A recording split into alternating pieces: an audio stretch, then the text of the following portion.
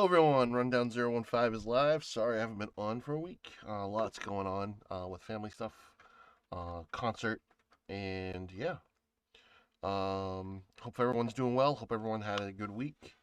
Um, Monday I just wasn't feeling overly social. That's why I didn't come on. I apologize for that. Scarlet Game Show, what's up?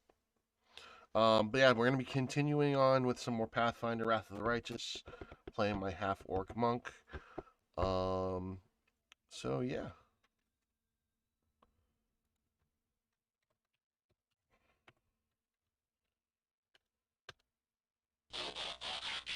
Mexico Just woke up from a nap. game and I basically dead. Ah, this cat wants all the love right now. Yes, Gigi. Yes, we're streaming. Cat stream. We're streaming.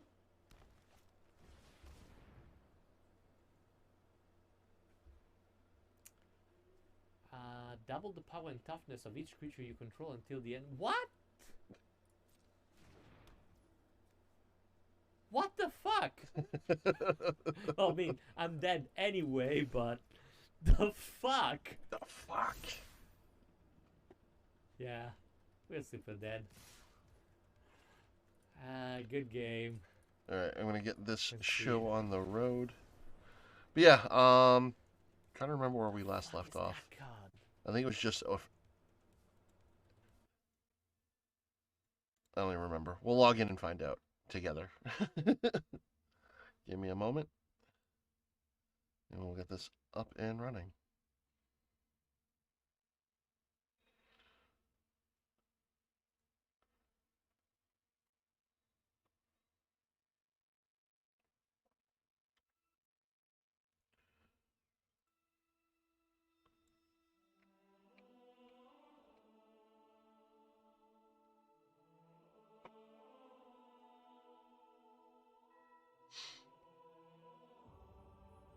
Just need to make sure I load the right game because I was last playing my off-stream game, which I'm playing the Lich Path, and I just hit. I'm in the middle of Act 4 in that. So exciting stuff. Calamar's the one we want. Defender's Heart. Okay, yeah, we just got Defender's Heart. That's right.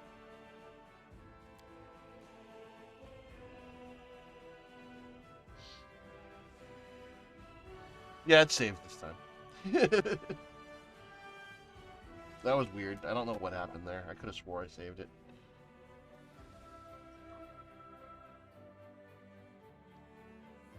It's not like I had to do too much, though. I was at the tail end of what didn't save. So that wasn't a huge deal.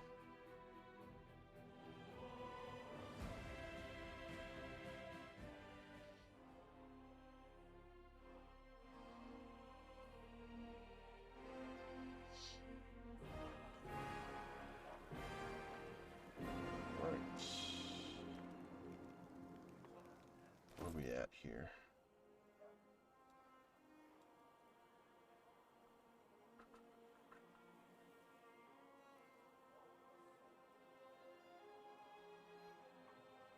Where is this comma? I thought I had comma. Maybe not. Alrighty. We have to go through a tour of the camp.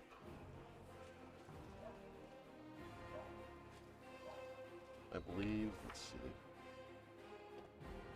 The beginning of the long road.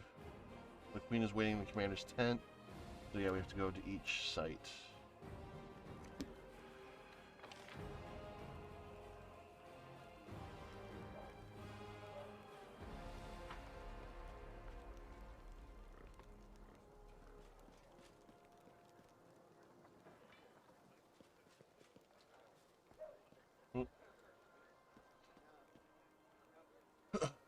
These knights of Canabras, all that's left of the order that were billeted in the city. This is the chapel tent with all the shrines.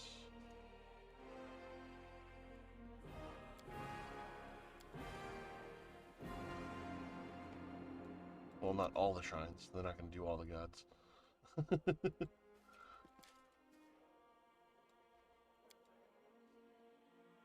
Let us be off.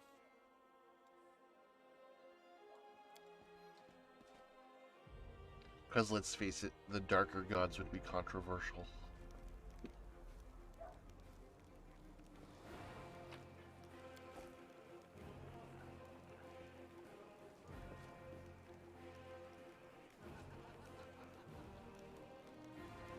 Field medic tent.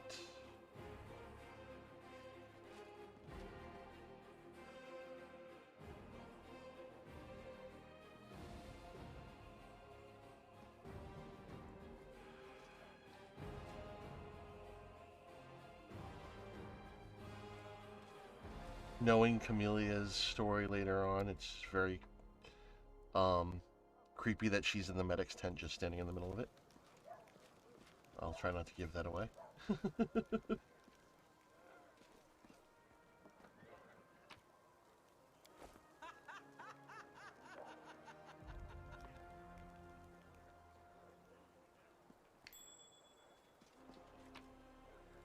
A letter.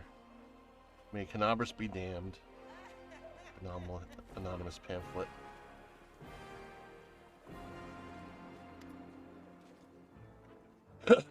This is silly. This is just like a group of misfit actors and stuff like that. It's funny stuff. But I'm not going to sit here and read everything.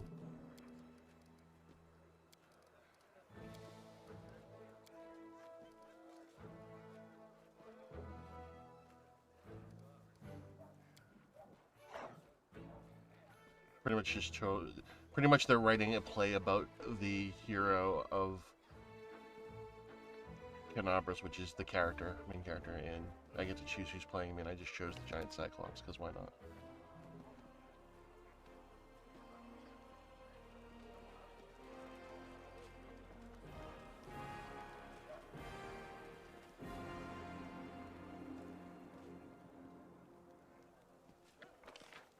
Did I miss Sela over here? I did.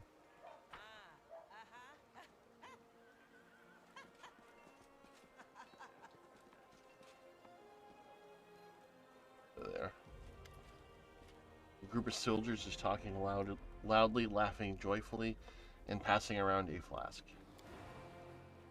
So picture this, my sword is on fire, there's 2 goblins about to snatch it, and 3 more are digging through my tent.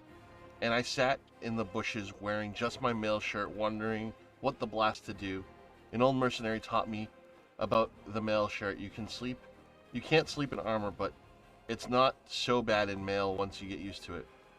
Too bad no one told me not to go into the bushes without my sword. Rookie mistake. So what did you do? A recruit asks. What did I do? I barked like crazy. Goblins are afraid of dogs, you know. So they all went wild and started running around. I spot my sword and they spot me, so I jump over the fire wearing nothing but my mail shirt, and I grab my sword and I yell in a big voice, "Oh, Inheritor, grant me the power to crush these filthy creatures." My sword's shining, the goblins are screaming. I jump to attack them and they fight back, but I fought them off somehow. But ever since then, I never take a step without my weapon. Sheila takes a sip from the flask. Sela, rather. Laughing. That's some story. Hey, stop gulping. Leave some for us. We've just set off and you're already drinking, and with the queen in the camp, stop this at once. The knights quickly snap to attention. Sela raises the flask and says loudly, "Right you are, Commander Tirabade, and we are drinking to the queen's health."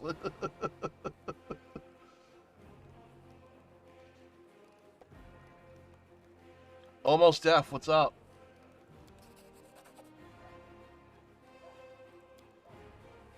That's better. You're a paladin in the army, not a mercenary on a raiding party. Make sure you act like it. We are the No Fun Brigade. It is called Pathfinder Wrath of the Righteous. It's based off of a tabletop RPG called Pathfinder, which is very much like Dungeons & Dragons.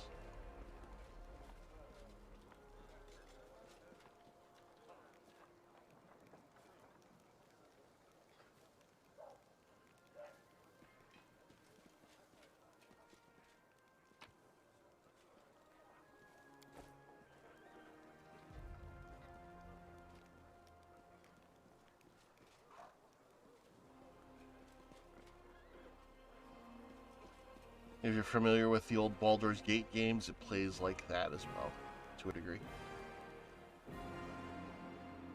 Examine the site of the Eagle's Watch.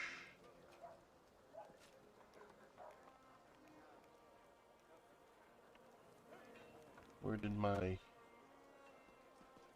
There she is. I was gonna say, where did my half-orc escort go? Oh, there's the storyteller. I've got pages you were looking for from the Grey Garrison. Dude, I play it, but I don't push like you guys do. So I haven't been stressing about it.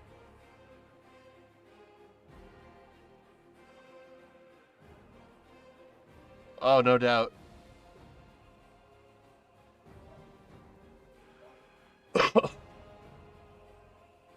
Storyteller carefully takes his pages from your hands. His fingers touch the ancient letters, gently examine them lightly, following their lines. I see myself, young, energetic, able to see. Oh gods, have I found the key to my past? Finally, I will find out what my own mind has been hiding from me. So pretty much in the past mission, I was picking up pages, elven notes, which are pretty much picking up pages of his journal from his long life. Like, he's an elderly elf, which elves in most fantasy settings don't age. So the fact that he's an old, frail, elderly elf with a beard is strange. Yeah, I've noticed that the DCL Siege has been a little bit brutal this month. I guess people are taking to heart that the question was good during the last raid, and with her having the multiplier, I'm sure that's going to be a big use this month's raid. The elf's expression becomes withdrawn, the wrinkles on his face soften. Thank you, Calabar, and please follow me to my story. Let us embark on a journey together. The storyteller inhales sharply a few times and begins the story. So this one, obviously, it's going to be a little bit. He's going to do this from time to time when I run into the storyteller, and it's kind of a big story point. So I probably will read through his stuff.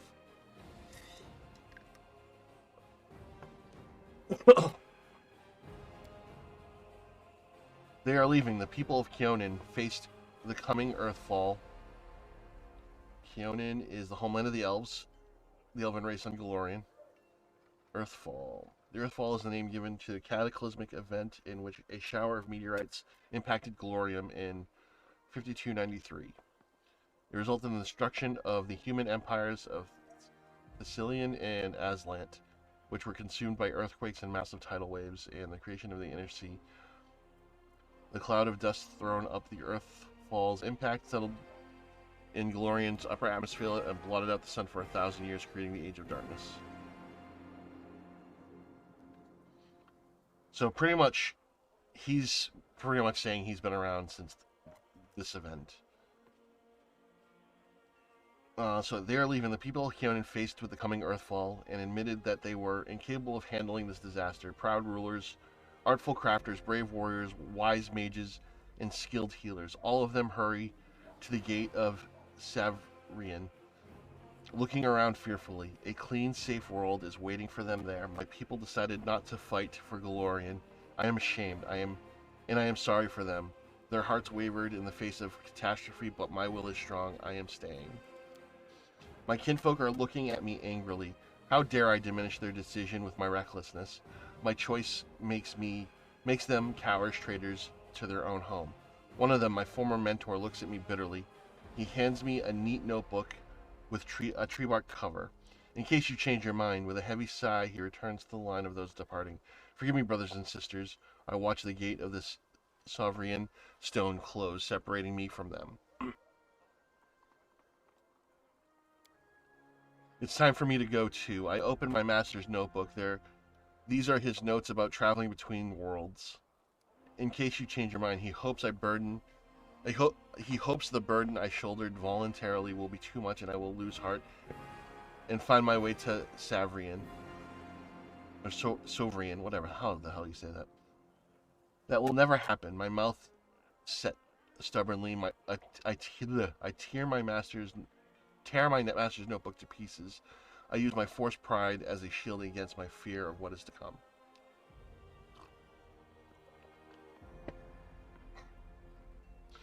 Why did the elves decide to flee and not fight? The storyteller's lips purse with disdain. They are afraid to lose what they have. They were rulers, long-lived and powerful. They ever valued their lives and sunshine too much to enter a fight with the aftermath of Earthfall. Your mentor is a mage. Then you must be too, yes?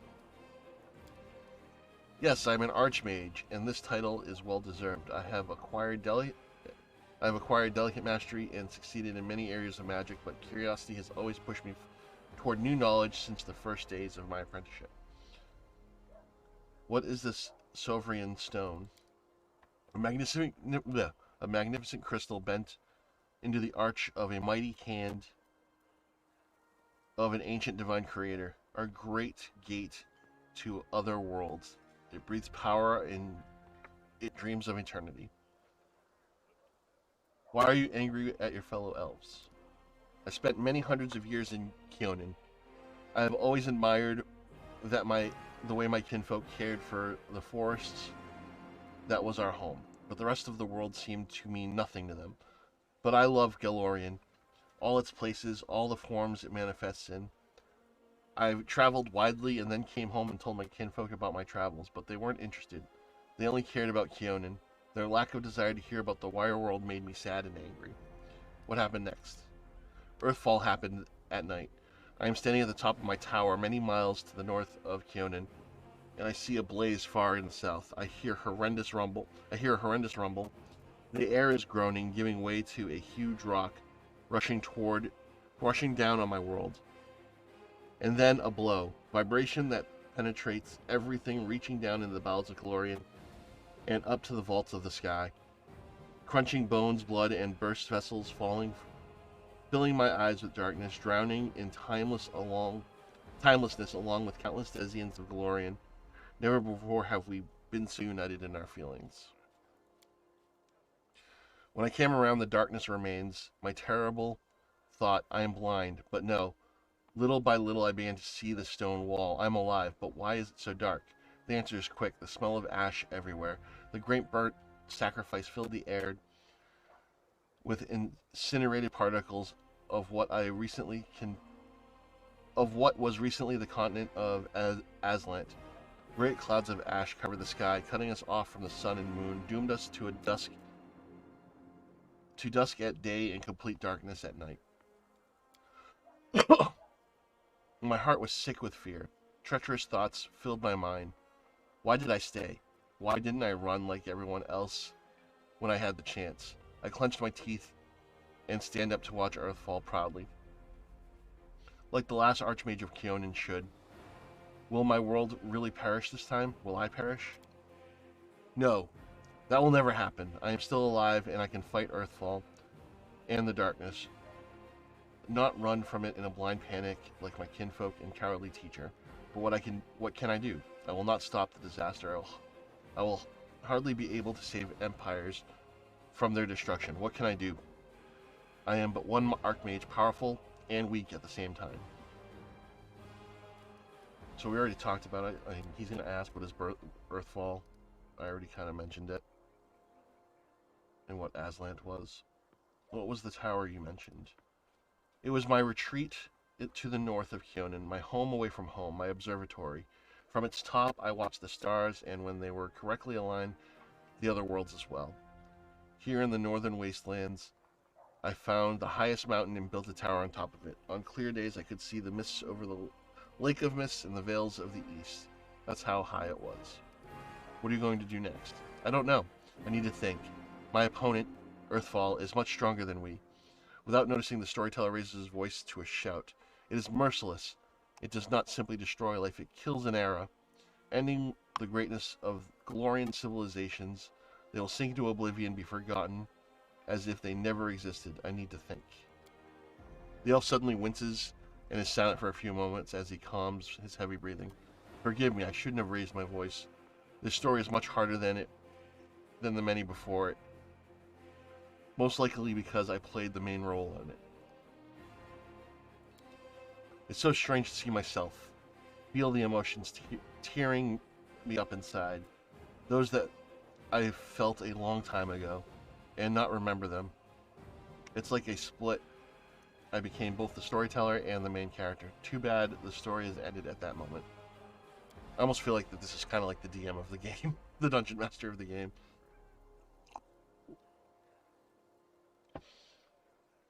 Please, if you find the other pages covered in ancient elven writings on your travels, bring them to me.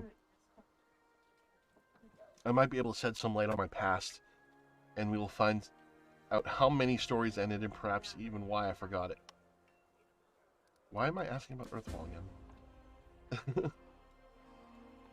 Anywho, we're gonna skip that. It goes back to that again.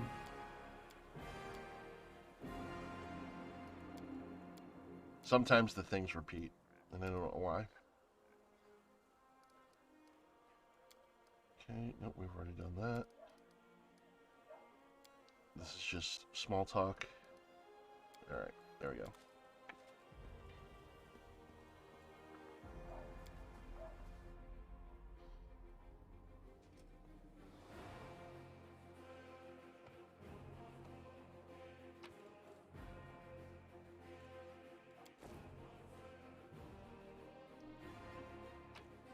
Loot.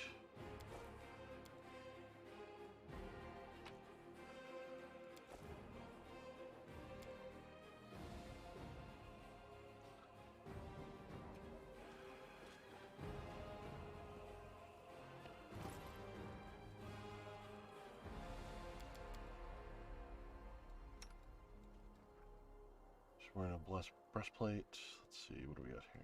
Can't wear that. Breastplate +1. Breastplate. Enhancement +2. Okay, so that one's a +2 breastplate. This is a +1. Alright, we're good. She wearing here. Half plate +1. Half plate of vigor. Enhancement +2.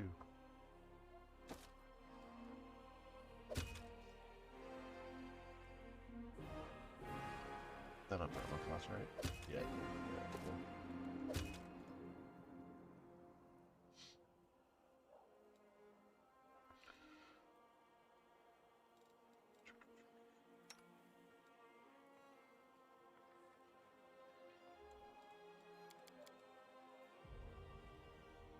Alright.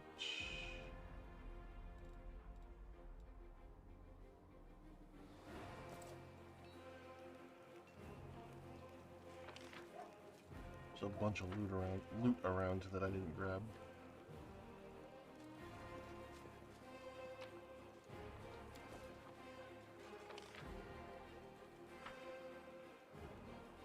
So I'm just gonna grab that real fast because I can sell it.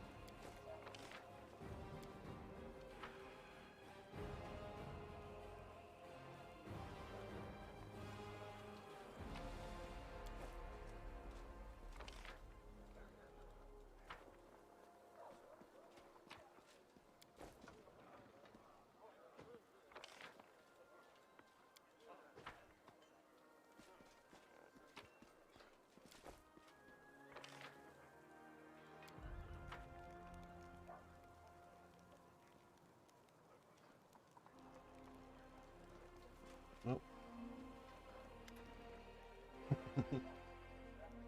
Ah, there you are, you dashing troublemaker, you. Darren flashes a self-satisfied smile. Our short acquaintance is coming to an end. Very soon you will depart on your crusade, where you'll scrap by on horrible rations, struggle vainly to fall asleep amidst the snoring soldiers, and be rudely awoken by freezing cold. And I have to look upon the dour faces of self-righteous prigs before you finally perish in the maw of some demon. I have a journey ahead of me, too. I have rented a sailboat in the south. I've also hired an excellent chef and a host of other entertainments. Well, to each their own, I suppose. Darren pauses suddenly, adds in a more serious note. You know, I am genuinely sad to see you go. If it sounds like mockery, forgive me. I cannot switch off my venom gland on a whim, you see. But you intrigue me. If only we could have spent a little bit more time together. But of course, Darren grimaces, not under these conditions.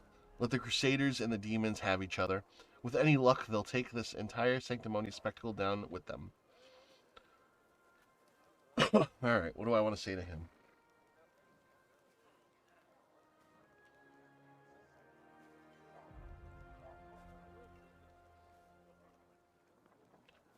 I belong. You don't treat me, not the way you obviously. The way you. Okay. So pretty much, I can pretty much set him down, which I'm probably going to. I'll be blunt. You don't intrigue me. Not the way you think. You obviously had mine. But you are a valuable companion. You could have stayed in my party. Who, me? Where? In this traveling... Pardon me, in this army? Darren offers a doubtful smile. You must be joking. Of course I won't stay. Who in his right mind would trade a luxurious, carefree life for this crusade? In any case, I intend to wait until the army departs. I do love a good send-off, especially when it's I who is staying and someone else who is heading off to meet their dreary and hopeless end. Sometimes it does one good to ruminate on the unfairness of life. Well then, farewell, Commander. I assume I shall be your most precious memory on this most disgusting and exhausting road to a pointless slaughter and battle. Oh, if not the most precious memory, then at least the most stirring. Darren smirks before instantly losing all interest in you, or at least he pretends to.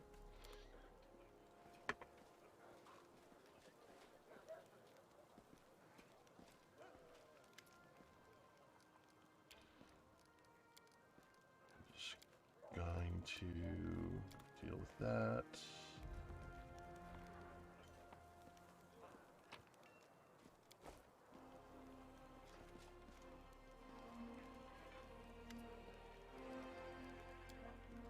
This is all a bunch of small talk stuff.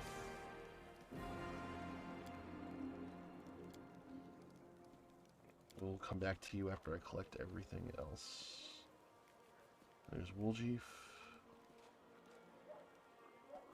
I have him looking really, really badass in my other game, so seeing him back in basic gear again, it's a little like, the good old days.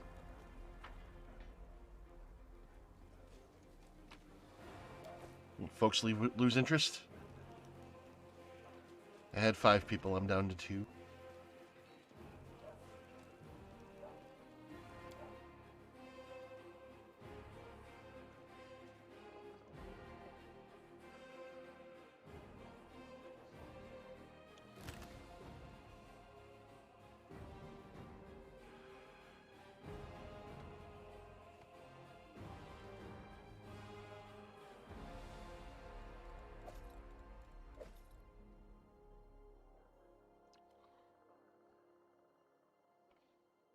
I'd sell most of this stuff, I think. We'll hold on to the armor for now.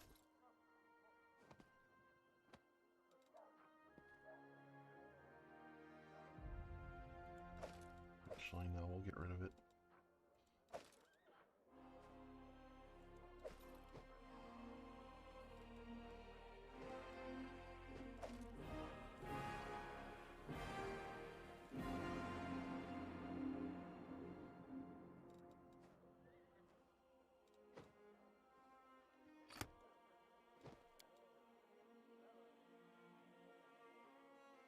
We'll get rid of some of it anyway.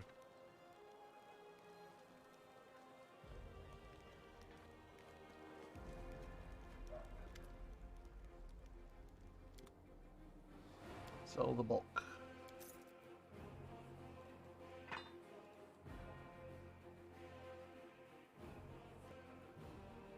What do I have you using right now? Now that I think about it.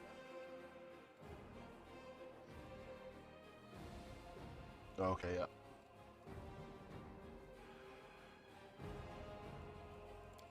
So let's accept that for a minute.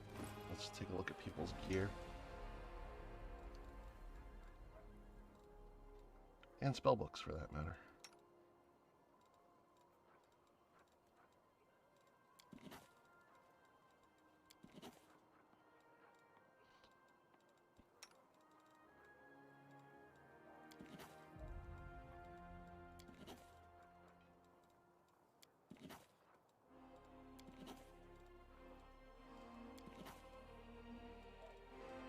Okay. Wand of remove disease. It's important. Right.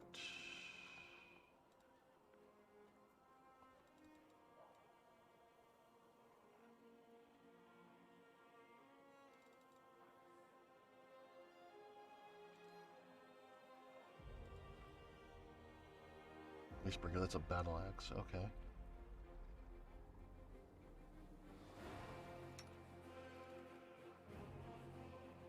1d8, 1d8, 4 to 11. Yeah, they're both the same damage.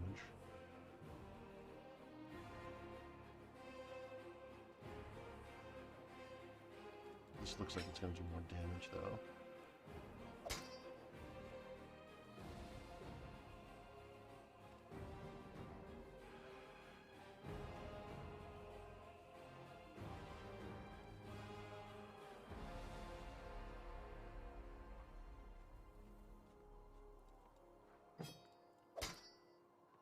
Then we'll give her a blunt in case we run into undead. Like skeletons or whatever.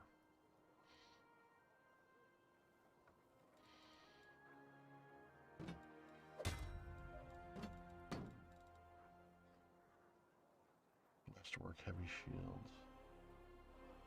Alright.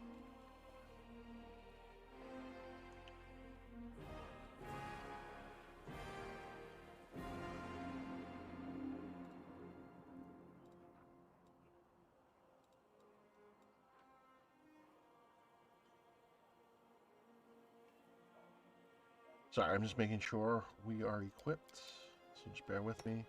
Sometimes this takes a little time.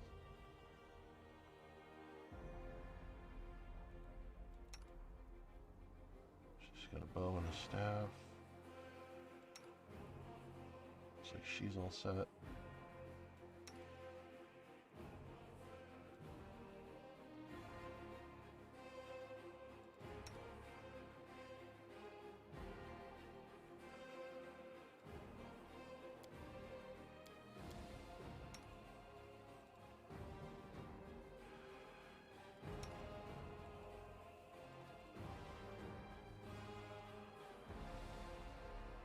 It looks like everyone's pretty much set for now.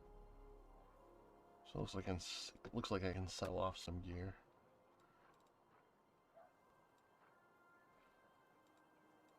All right.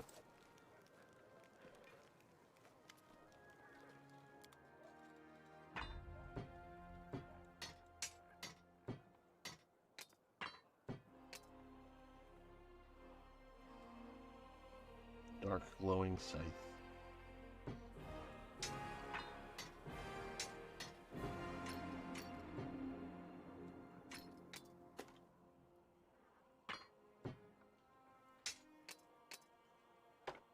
Do not sell radiance.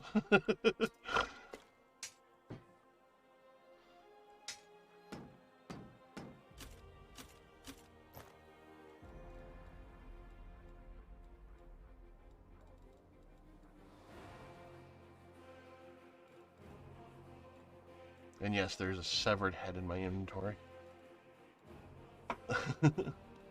There's actually a storyline reason for that.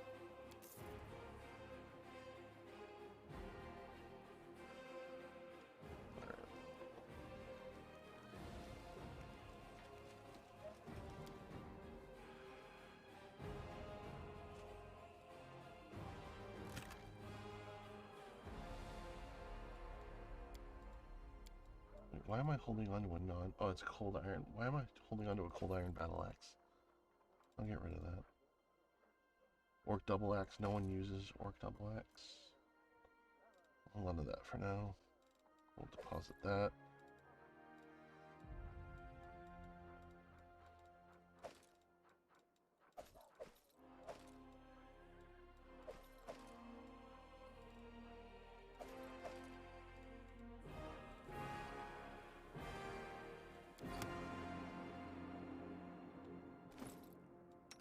One more time. What are people using for weapons? Give her a heavy crossbow.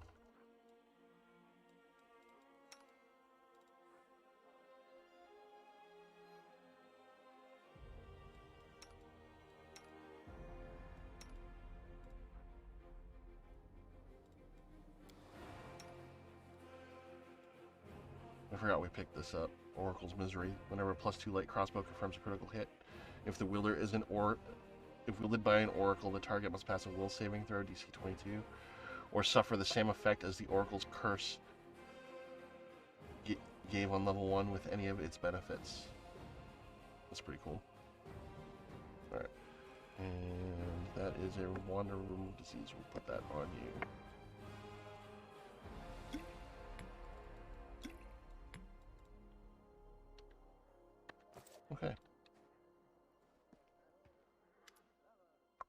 queen greets you with a stare. She has just dropped She has dropped the pompous air in which she just announced the Fifth Crusade. The face of the ruler of Mendev appears calm and thoughtful. She has made her move and now awaits her opponent's reply. Commander, I'm satisfied with the troop review, but I do not expect they will be sufficient for the task. You will have to prove yourself a shrewd leader and hire the necessary troops with the provided funds. I have chosen a target for your campaign, and that target is Dresden, our lost outpost within the World Wound. The Sword of Valor was kept there, a banner that was once carried by Iomade herself. Our greatest relic was lost when the city fell. I should make one thing clear from the start. The Sword of Valor is no mere symbol, but a powerful weapon against demons. The holiness of the banner weakens them and robs them of one of their most dangerous abilities, teleportation. A forced march to Dresden awaits you. The Sword of Valor is kept somewhere within the Citadel. The demons probably think it's a hunting trophy. Its recovery is just as important as retaking the city itself.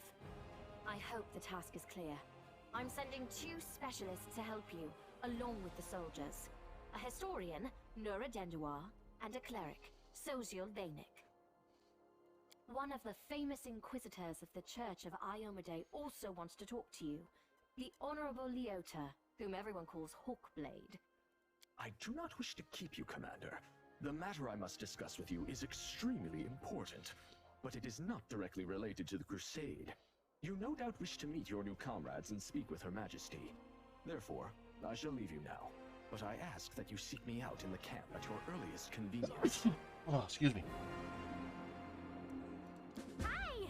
Listen, it's amazing here. It's like I'm in a ballad. There's knights in shining armor, deadly dangers, glorious feats. We are going to show those demons! I'm so tired of sitting in a library reading books about history. It's time I took part in it! I'm glad to help our cause, Commander. If you have some time later, I'd like to speak with you further. You'll have plenty of time to talk. You're the Knight Commander's people now, his trusted advisors and companions. Now then, will you please leave us? Irabeth, you can go too.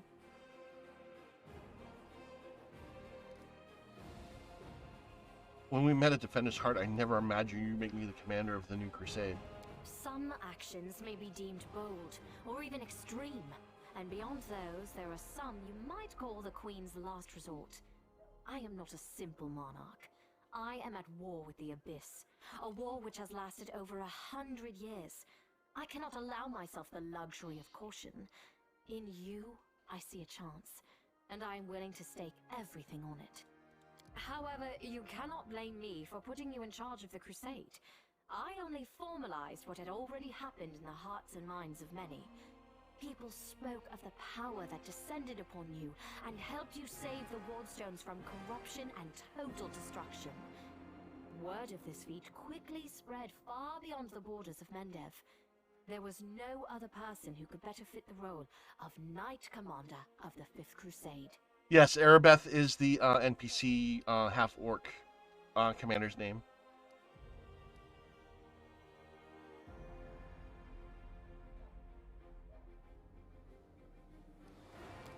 Of course, I shall answer. How did the demons manage to conquer Dresden?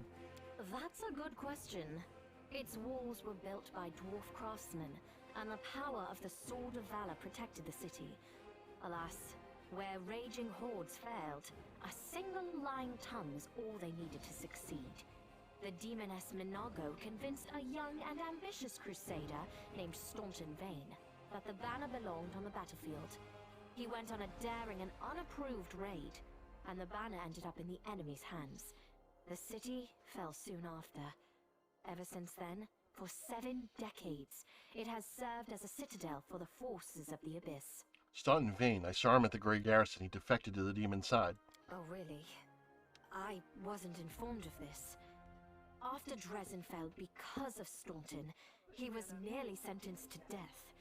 He deserved it. In wartime, men are hanged for far less.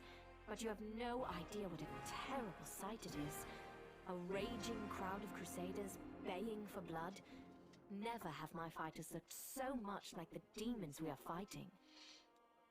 I commuted Staunton's sentence and stripped him of his rank. Not just for him, but for my army and my country. We are not Hell Knights. We do not maintain discipline with public executions. Alright.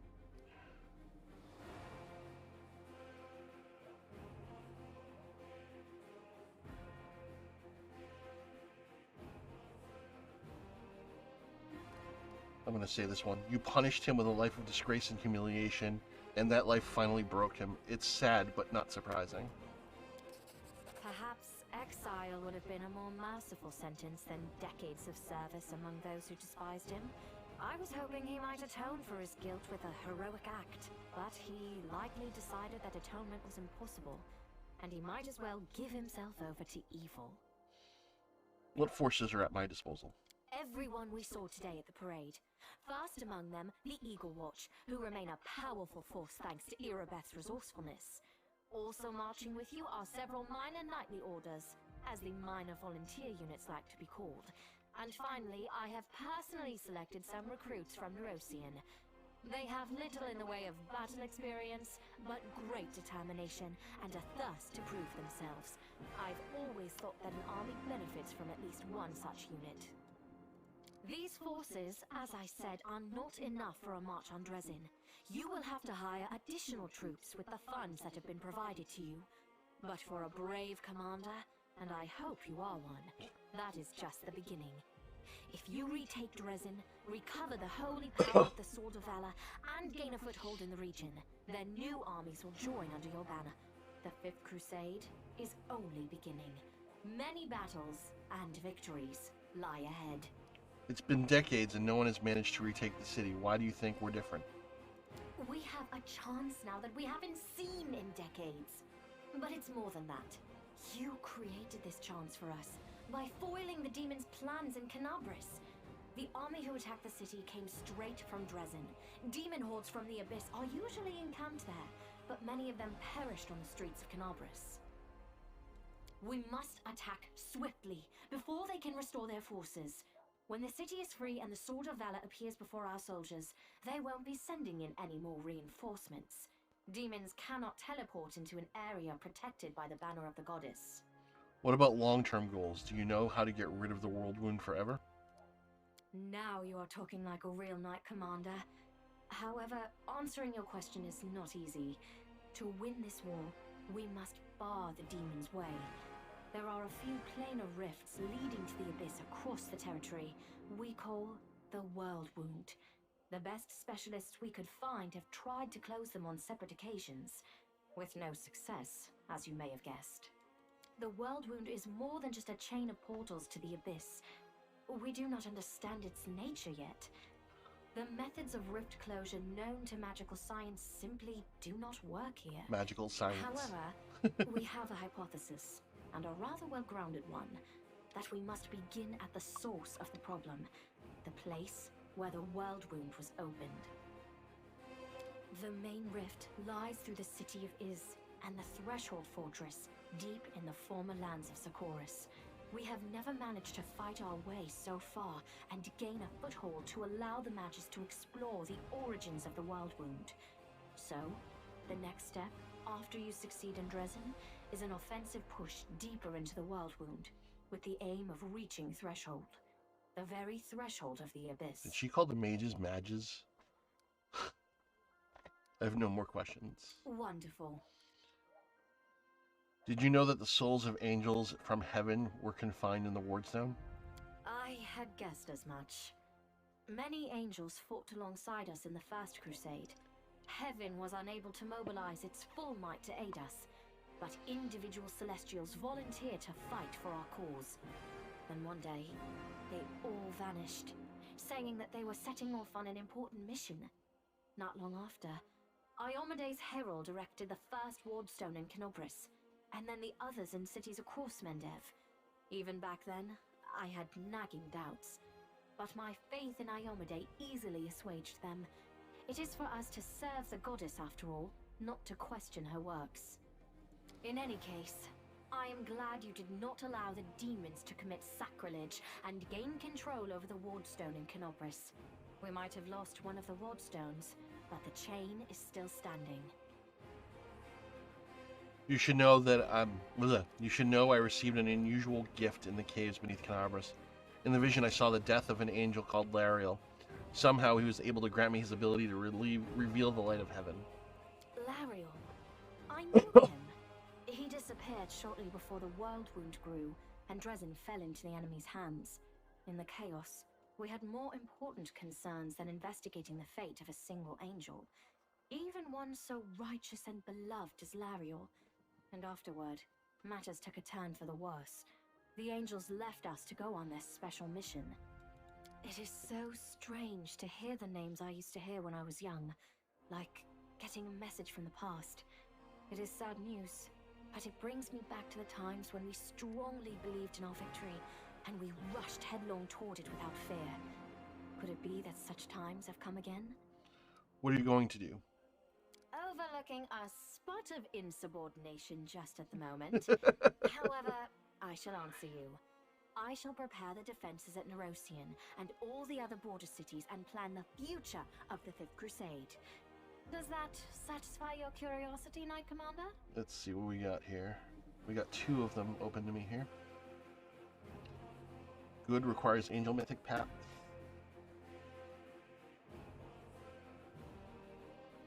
And then Lawful requires the Aeon Mythic Path.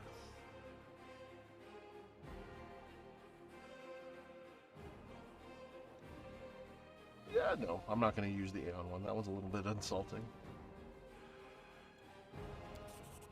I hear a polite attempt to appeal to the conscience of an old sovereign. I don't know why it loaded like that, but that was, I don't know, that was weird. The Queen flashes something of a slight astonished smile. I don't know if you realize what you're suggesting. If our enemies in the depths of the wound were to discover that I was with your army, they would immediately send their most vicious demons to attack. They would stop at nothing to be rid of me, and thereby sow chaos across Mendev.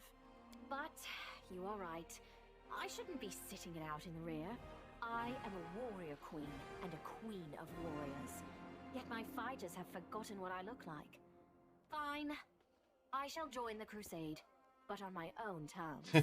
First, I shall assemble my entourage and lead the parade out of the camp. I shall catch up with you later, along with a few hand-picked bodyguards. We'll change our armor, and I'll become a knight of a minor order and join the troops incognito. Yeah, it all depends on the type of mythic paths you're trying to pursue. There are things you need to unlock, which means I'll be looking stuff up because there's a specific path I'm looking to do. I'm looking to unlock the Gold Dragon, which is a later game mythic pack. I'll probably walk the path of an angel for now. I'm playing a lawful good monk, so I'll probably walk the angel path for a while. And you can unlock certain things from different paths until you commit to a path, so you're not beholden to it at the start. And then yeah, so pretty much the choices you make dictate the role that you're going to play. Until we approach Dresden, no one should know I am among you. But before we storm the city, I shall show myself to the troops and join the battle. Let it be a surprise for the demons. I hope you won't complain of my company on the road, Commander, since you were the one who insisted upon it. Do you have any other questions? The task is clear. Splendid. Ah, yes. We have one final matter to attend to. It should be rather enjoyable. Count, there you are. You received my instruction?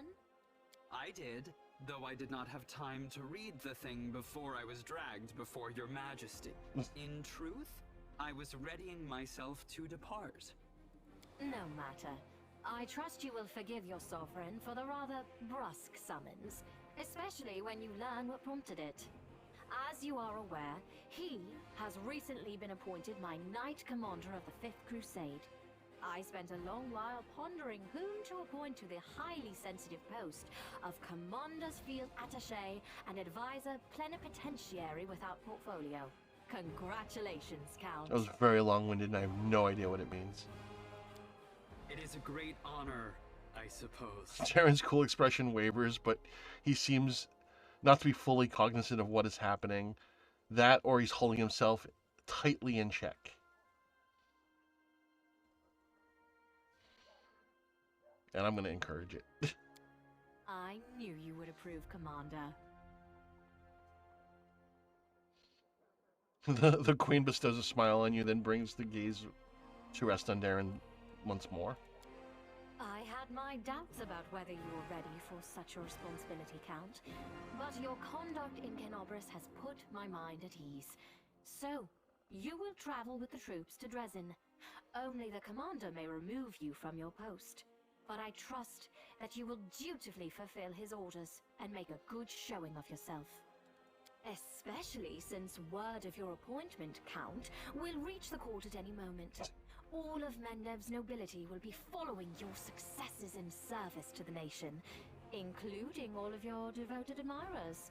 I even heard that one bard with whom you are particularly friendly has already begun composing a ballad to honor your heroic participation in the crusade and your faithful service to the commander here.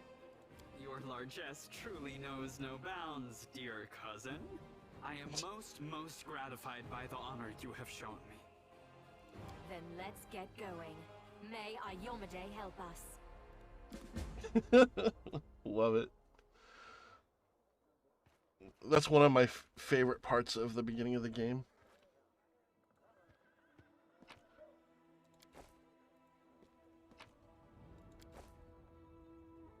I love that they just fill up this stuff with loot for you to take. It's in my own tent, and they just give me a whole bunch of loot. And actually, let me... now I have another cleric to...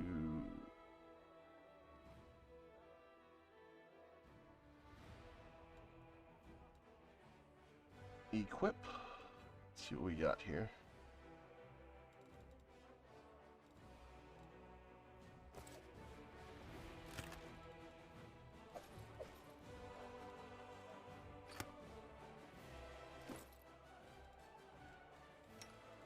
You can actually wear the adamantine full plate.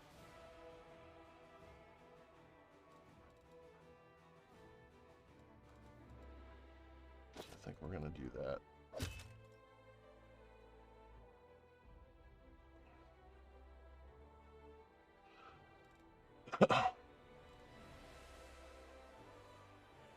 Check. Yeah, the full plate's gonna be the better option. I shouldn't have sold off all that armor already. That's alright. I forgot about the way they introduced him. We'll get more stuff. I'm not worried about it.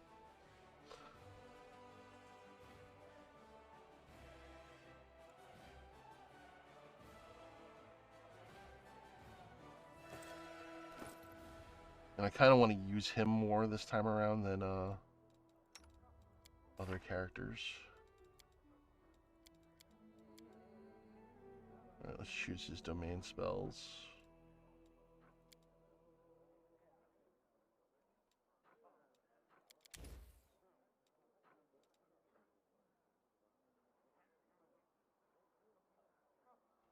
You should be able to cast spontaneously, I believe. Let's make sure.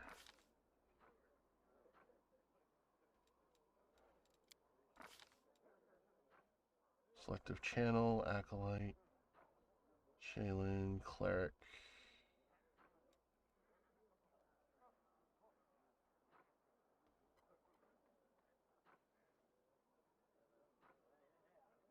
I'm pretty sure they can spontaneously cast heal spells, I mean.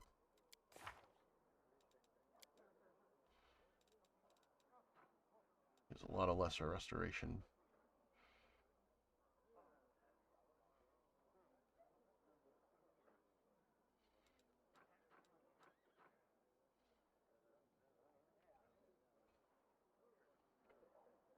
Let's see, let's do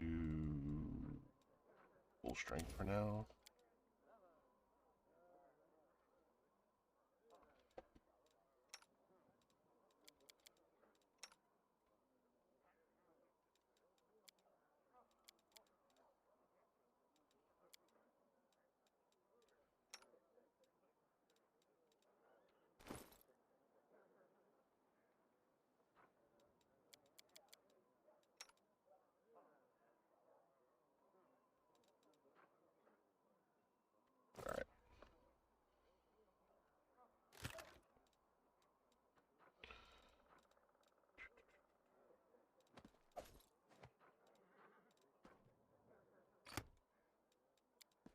wait, hold on. Let's just talk to her real fast.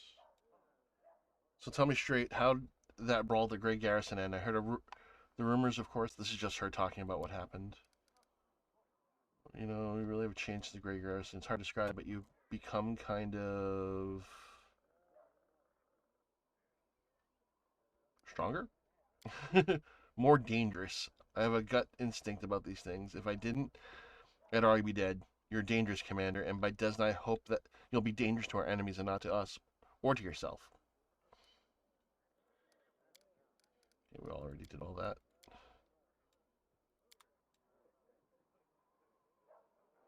Cool beans. There's a lot of conversations that happen at the base camp before we get started.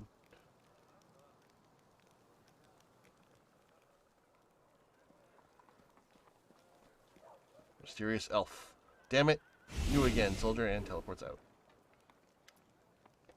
Saw you talking to a girl hiding her face. Who was she and what did she want?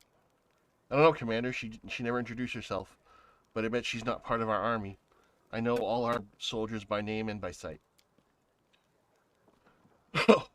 Whistler frowns gloomily and cordially gone. His cordiality is gone in an instant. She was looking for some elf volunteer, wanted to know which tent he was sleeping in. At first I thought she was a messenger from Mendev. She definitely wasn't one of us. But now I see it all looks mighty shifty. The quartermaster's eyes you with concern. She was some sort of spy then. Show me your wares.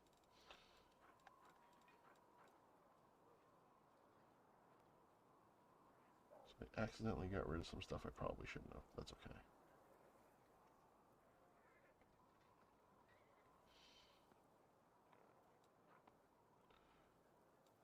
Ring of protection +2.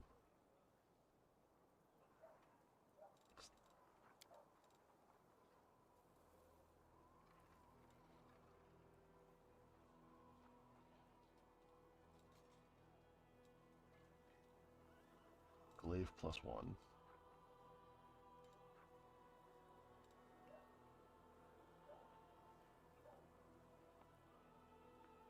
you have a cold iron glaive? That would be good.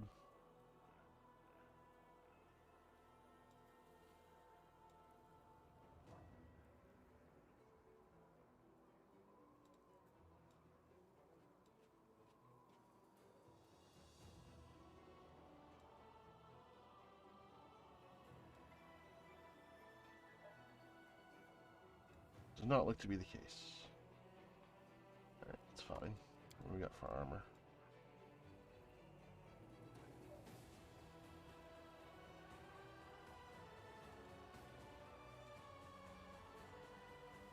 Alright, that's fine. We're good for now.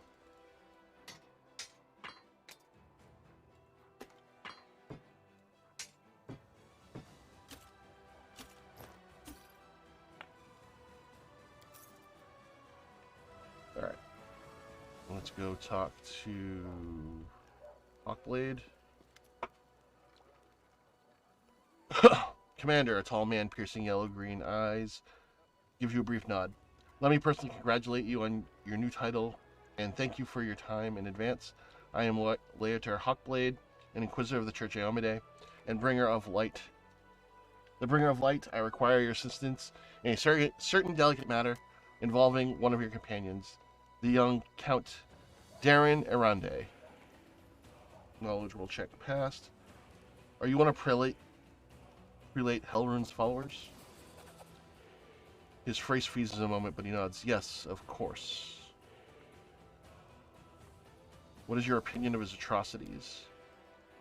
Usually people reveal such things about themselves only to their confessor and not some curious stranger. Still, I ask for your help, and that imposes certain obligations upon me. Let me put it like this. I spent years by Prelate Hellrune's side to learn how to keep him from going over the line. He was an extraordinary man, the vengeful sword of our goddess in human form. He was fighting in the vanguard, fearlessly taking down demons, exposing cultist plots, all by himself. He had served the Inquisition twice as long as I have, and eventually his own paranoia and monumental sense of responsibility eroded his mind. May Aomide guard his soul. Where were you during the attack? Canabras? I was on the hunt, a very successful one. But as often happens in life, this minor success was a mere harbinger of a later larger failure. If I hadn't been blah blah blah, small talk, small talk. I kind of want to see.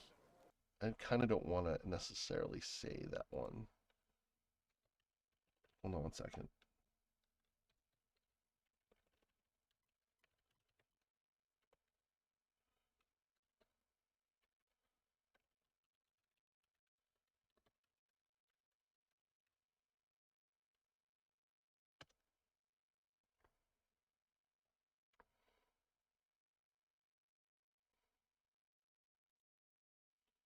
One second.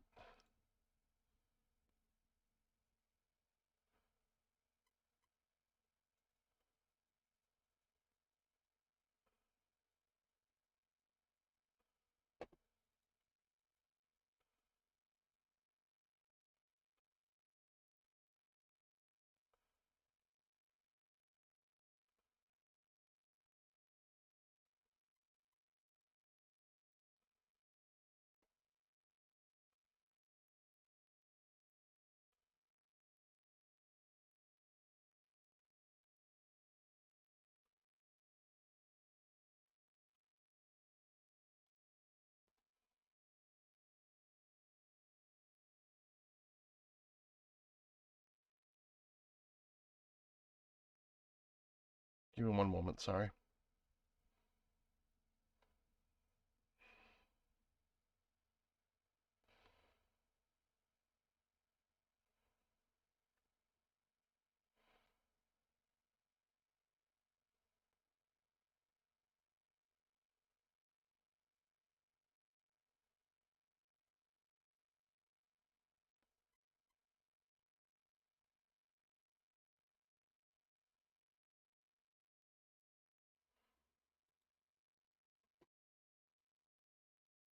Yeah, we'll see what happens. Are you aware I was the one that killed him? Little's face proclaims astonishment. No, I wasn't aware. Why are you revealing this to an Inquisitor and so calmly? That's a surprisingly bold move. Bewildered, he's at a loss for words. How did it happen? I wanted to protect a priest of Desna he deemed a traitor and threatened with execution. I'll have to confirm your testimony when I finish investigating the Count's case, but knowing that the Reverend Horon and his attitude towards Desians all too well, I also know that it is true. This news is hard to accept. Why did I leave Canabras right when everyone needed me the most?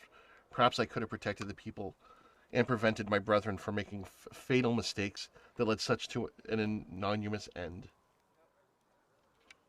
I'm kind of okay with that outcome, actually. Let him know what he's dealing with. I ask you to assist the Church Aomade in an investigation of utmost importance. I understand that the leader of the crusade has plenty of other matters to attend to, but please allow me to tell you the details. Perhaps it will explain why I am calling upon you. The Inquisitor's open face instantly reveals his feelings. He frowns and looks through you, lost in thought for a moment. I suppose that you have already heard about Count Arande's story. I referred to the tragedy at the Heaven's Edge estate. You are going to investigate this old case again, aren't you?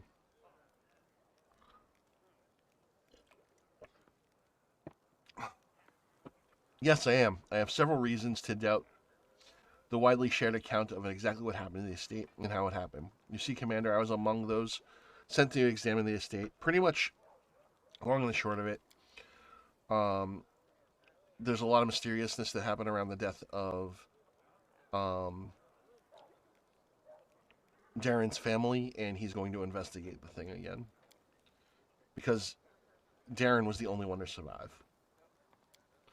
So this is just a long story about that.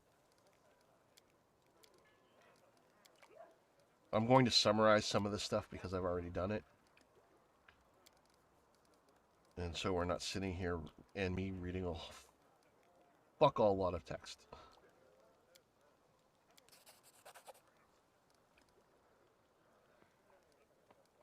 Alright, yep. Tell me about you. Alright, cool.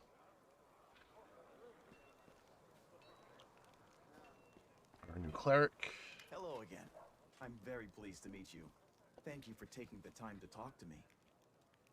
The young cleric stands before an easel, his brush hovering over the canvas without touching it. Instead of painting, the young man absentmindedly gazes at the sky of Canabras, which is still streaked with towering plumes of black smoke. Finally, he notices you and smiles, shaking off his stupor.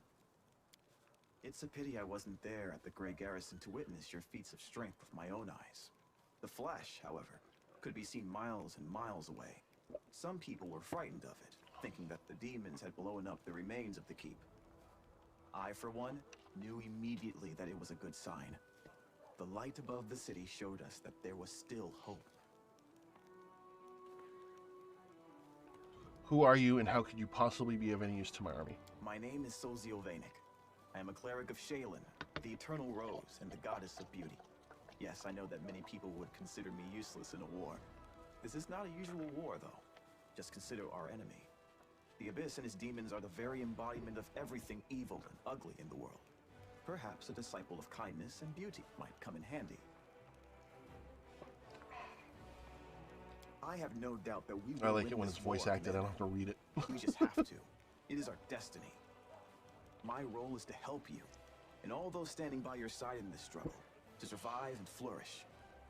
Everyone deserves the chance to find peace and happiness in the world that they are defending so selflessly. What are you painting? The cleric's eyes lingers mournfully at the canvas. The unfinished painting depicts a temple crowned with a rainbow-tailed bird, the symbol of Shaylin. 5 people dressed in robes stand before the temple, men, women, and young and old.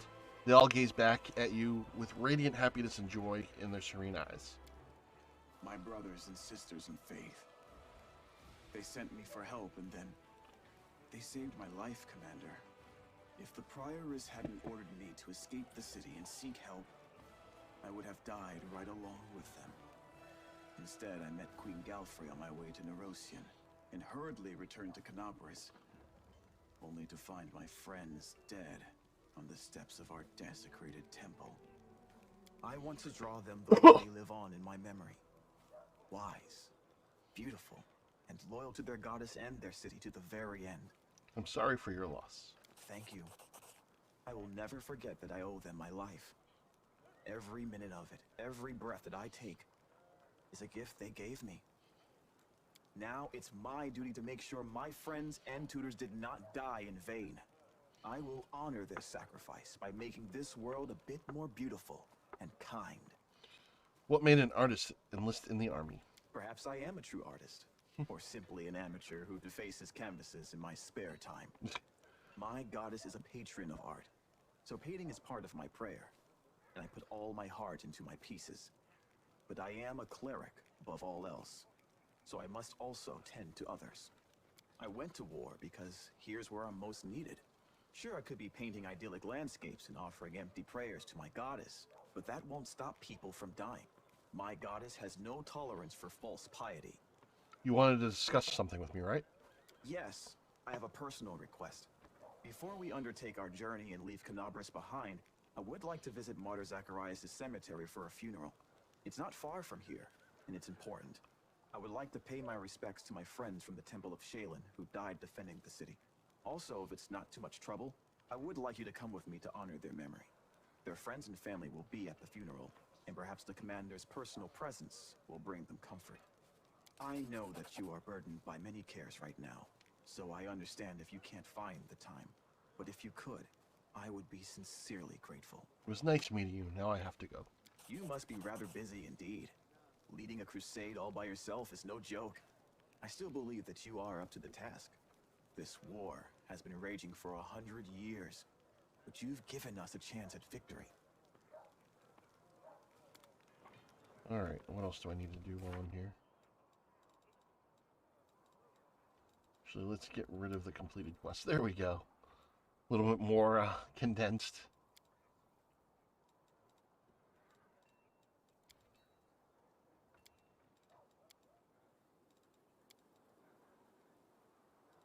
I don't think there's anything more I really need to do here. say.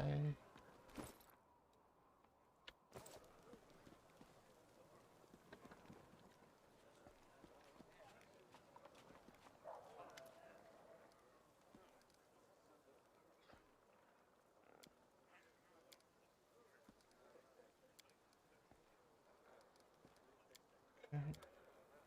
That reminds me. Alright.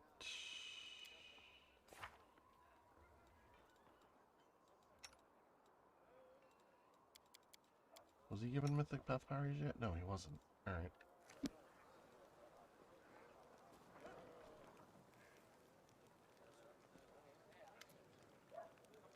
You're in the title of Commander. Canabra still stands thanks to you, but you have to be doubly on your guard. Your enemies place a target on your back, and there are assassins about. Killing high-ranking Crusader would bring a demon far from more prestige than killing a common soldier. Not long ago, I stymied a few Spinner of Nightmares attempts on the lives of influential Crusaders, so I know what I'm talking about. So this is Spinner of Nightmares, a demon that we will be hunting later on in the game.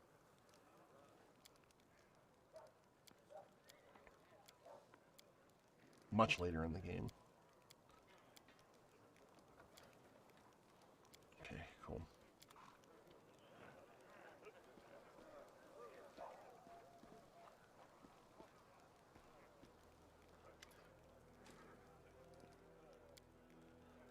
Small talk about what happened at the Grey Garrison.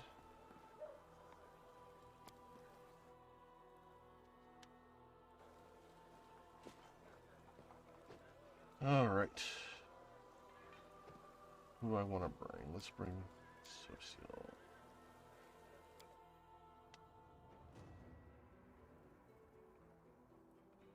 And actually, before we get too far into things, I should check spells and the like. My small little Crusader army. Can we assign a general to him right now? Not those ones. No, there's one specific one I'm looking for. She would do too in a pinch.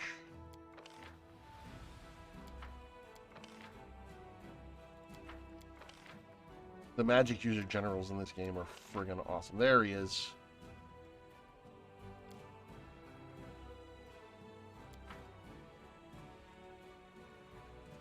He just wins battles with Scorching Ray. Just what he does.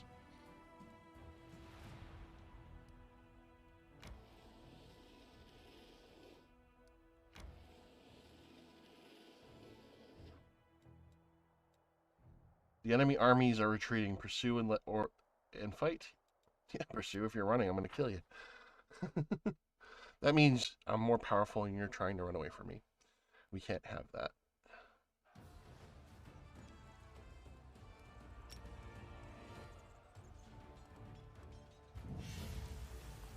SWAT.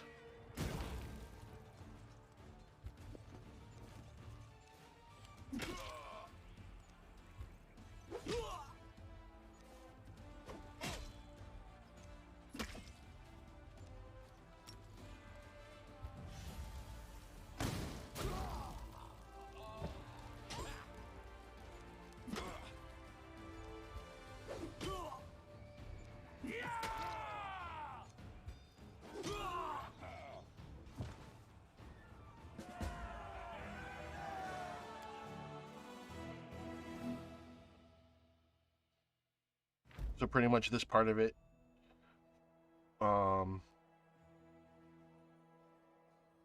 already recruited a general. You travel around and defeat armies and stuff, so yeah. Alright. So we did that. We're gonna go to the cemetery. Not yet. We're gonna do some things first. Domain Zealot. You move closer to your deity and the power it has over the divine benefits. You can Use your domain spells as swift action. I don't know if that's what exactly I want here. Let's do abundant casting. That's better. More spells.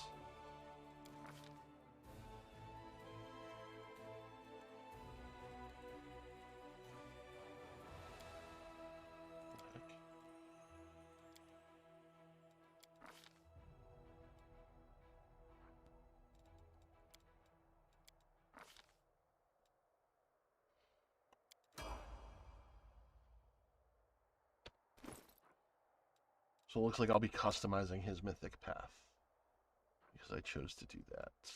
Spellbook.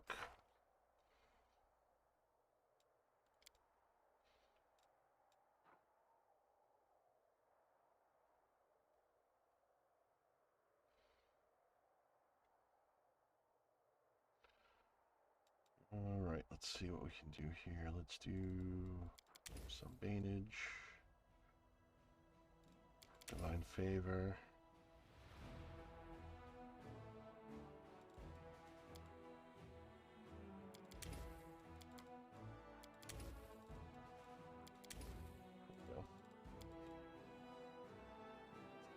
And let's do Arrow of Law.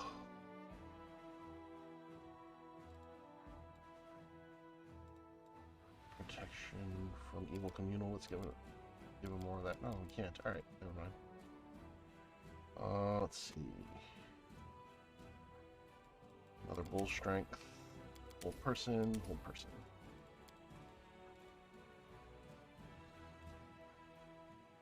Do another Dispel Magic. Delay Poison Communal. Absolutely. Remove Disease.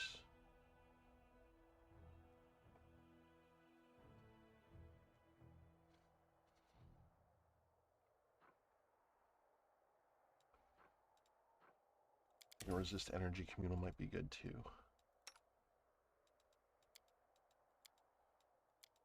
Yeah, I had a feeling I did choose a bunch of spells. Alright, Mirror Image. Scorching Ray, Scorching Ray. See Invisibility. There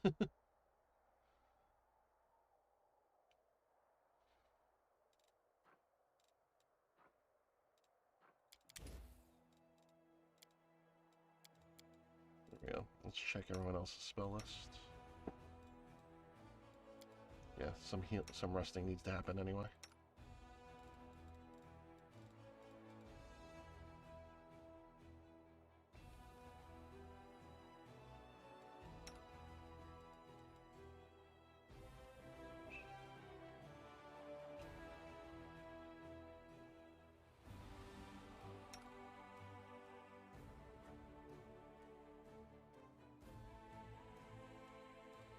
And actually, since we already have protection from Evil Communal, there, let's get rid of it here, and we'll do True Strike as the domain spell.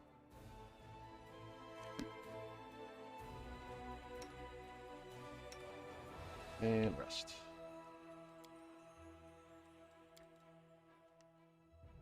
I should have done that in the camp, I just forgot. My scaly side facing the fire. My lizard side always gets colder than my warm-blooded side. Go figure.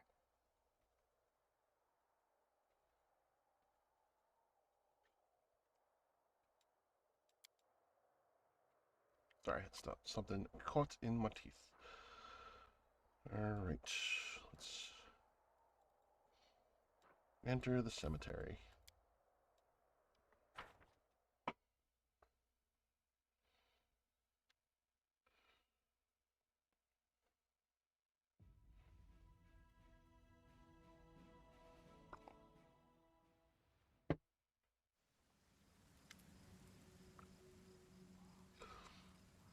An elderly man limps forward in the grave, toward a grave, and clumsily throws a handful of soil inside. How unfair. They were so young. They were also young. They had their whole lives ahead of them. They sacrificed themselves, and an old cripple like me still lives on. An elven woman, with her face bathed in tears, steps up to the grave when she whispers, "The painting, it burned like everything else in the house. There's nothing left for me to remember you. Nothing." A young man throws a handful of soil in the open grave and stands beside it for a while, lost in thought. Finally, he sighs and steps back.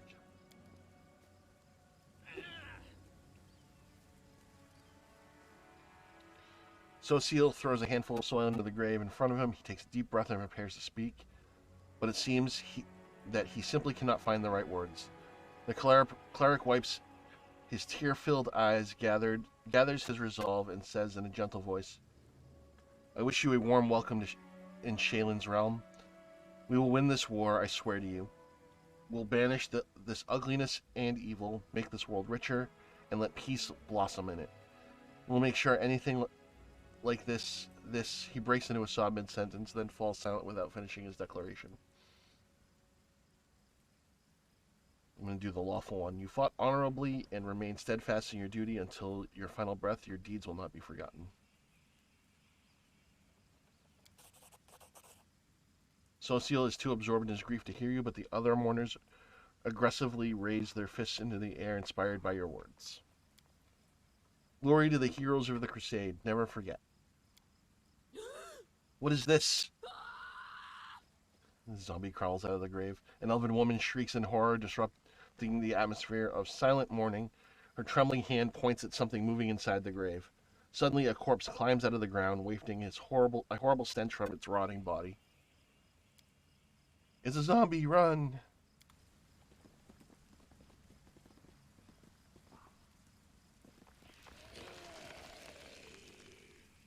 More zombos.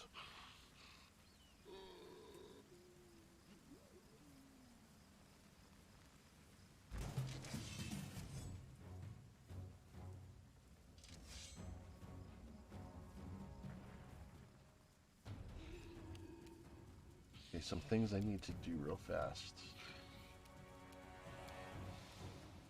Well, not necessarily real fast, but that's fine. Let's see. Zombie Lord. Let's go kick him in the giggy. Actually, I should probably use claws. I only have them for a number of rounds. We'll be fine. You've crossed the wrong mongrel.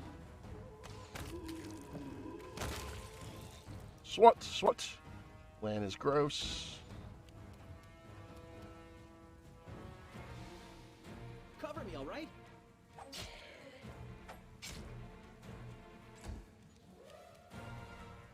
Be gone, fiend!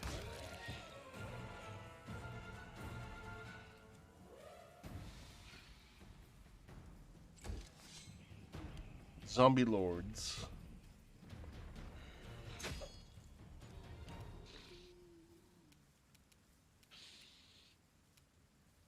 Okay.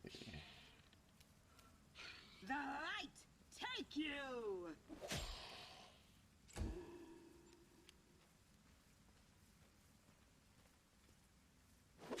Ow. Rude.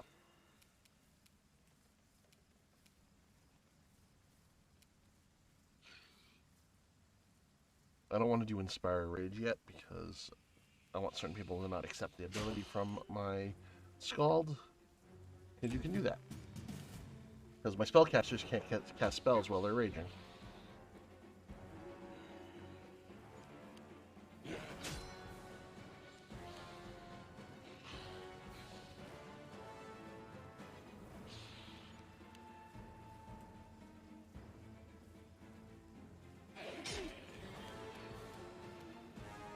Fuck is a room?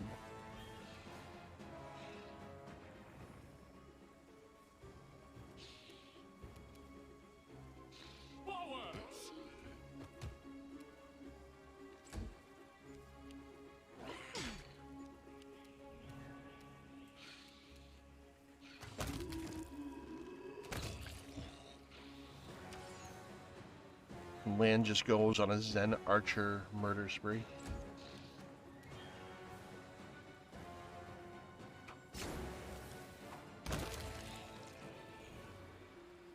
Wooljeef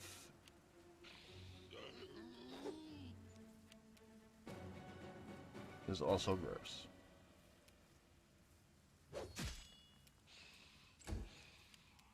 the inheritor. Guide my blade.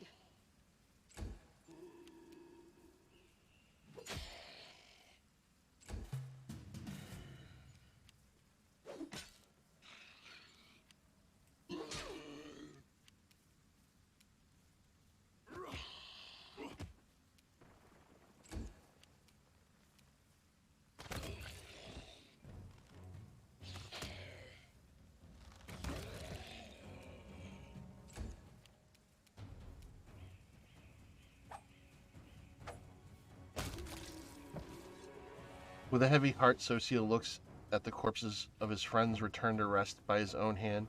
What is this twisted mockery? Who could possibly... Wait, what's this? He bends down and recovers something from the ground. Take a look at this. Social's hands off a black onyx gem to you. Once precious, this stone is now covered in cracks, breaking apart in your grip as you examine the engraved Minotaur's head, the unholy symbol of Baphomet. The cleric's voice, perplexed at first, fills with rage as he speaks. Cultists. Simply murdering my friends was not enough for them. No, they had to come to the funeral and desecrate their graves. Looks like some of the townsfolk were only feigning their grief.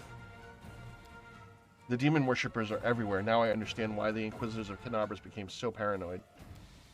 Wait, the townspeople fled, the undead without knowing they have a traitor among them. Wherever they are, they're in great danger. We must find them. Okay.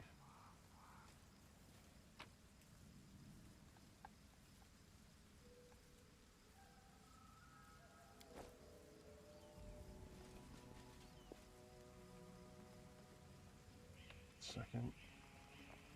Together, we stand. I tire of waiting. Meditate on your mistakes.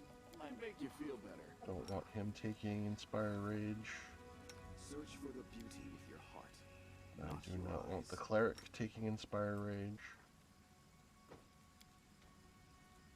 Let's see. Paladin can for now.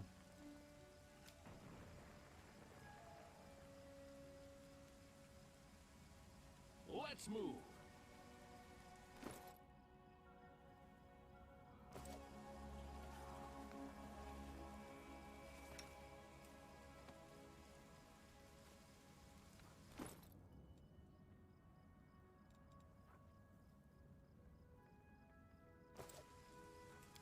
Do I want him taking Inspire Rage? I don't know. I kind of want to be able to cast spells when I need to.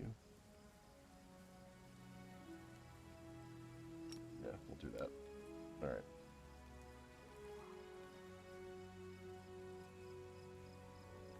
There is other stuff in this graveyard to do, I believe.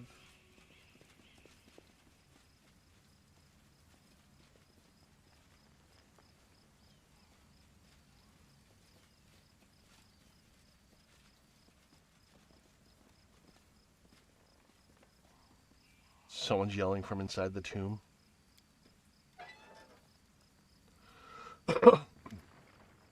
Unquiet dead. The half-rotted corpse of a woman shambles out of the crypt. She leers at you with her empty eye sockets and croaks out a few words. Thank the gods, and thank you too. I knew this was going to happen someday. They buried me alive. Who are you? Baroness Ninel Ballard, at your service. The dead woman bobs in a clumsy curtsy, her legs barely supporting her. My estate is not too far from here. Let me assure you that all of you are welcome there, assuming you're properly attired. One of the options. You're lucky we were passing by and heard you. You're free to go home now. I hate to break it to you, but you're actually dead. How dare you? What utter foolishness. Do I look like a corpse to you? No, no, no. You forget yourself. You should be ashamed to say such a thing to a... The dead Baroness wags her finger at you in a chastising manner, but cuts herself short, staring at her own hand in horror. What? How? This simply cannot be. I shan't permit it. I'm afraid it's true. I'm truly sorry. This graveyard was desecrated by a necromancer. It seems that he has disturbed your rest as well. The dead woman covers her face in what remains of her decaying hands. So I died, but even in death the accursed servants of the abyss torment me. Can nothing be done? Perhaps you could lay me to rest. I quite enjoyed my life in this world, but now there's no place for me here, not in this miserable form. How did you awaken? Do you remember anything? Allow me a moment to think. Seems like it. Yes, indeed, I awoke because I heard a voice. They were reciting poetry, or a prayer, perhaps. I suppose they were spells, then. I must have been your thrice-damned necromancer. Would you like to pass along any words of comfort to your family or friends while you're here? That good-for-nothing band of hangers-on? Most certainly not, thank you very much. I am reasonably confident they have already brought my estate to ruin and squandered my fortune I bequeathed to them. They will have to do without my missives. Spare us both the indignity and embarrassment, you see. I would still be in the company of those I truly cared for were it not for this discourteous sorcerer and his parlor tricks. So I could just let her go or lay the undead to rest. We're going to lay her to rest, obviously, because we're the good guys. Thank you. Do feel free to take my burial jewelry. These pieces are dreadfully out of fashion where I'm going anyway.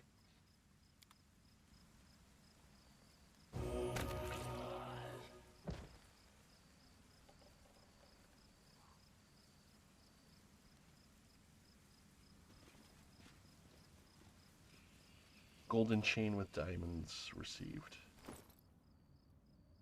That reminds me. Let me take a look at him for a second. Yes, okay, they can spontaneously cast. That's what I wasn't sure of for some reason.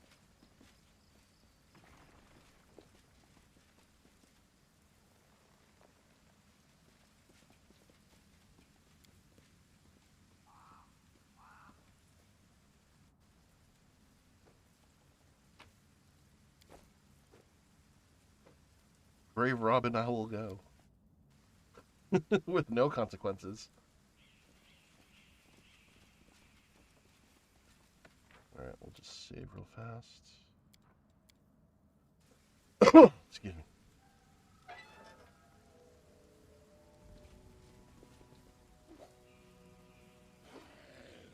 Always be ready for the worst.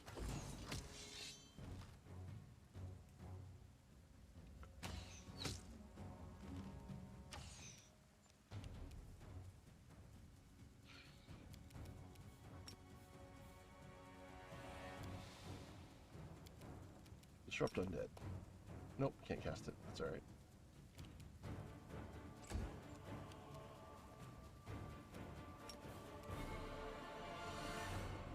Yeah.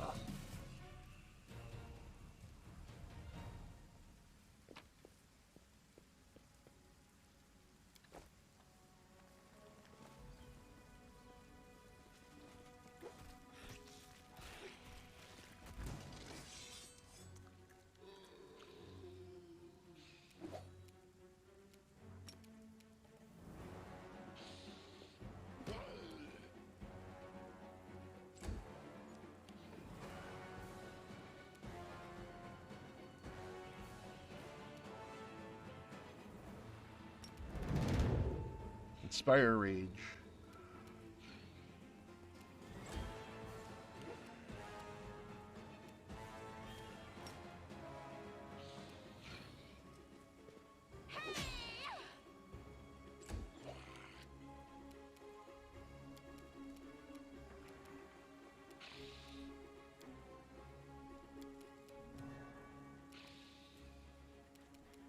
Can't really cast anything in round one, so we'll move up.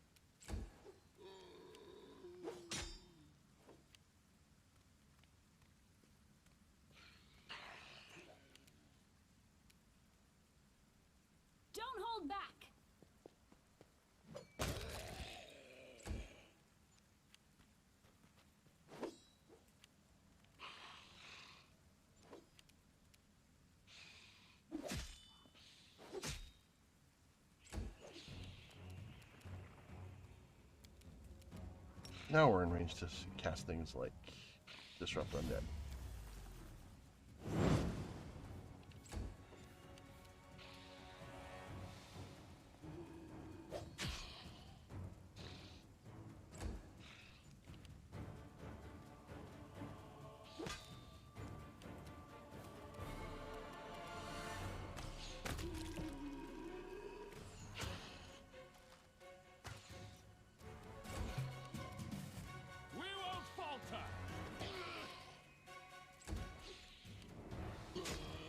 Ow.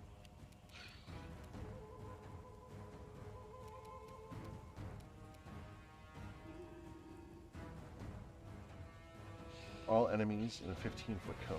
We'll do it.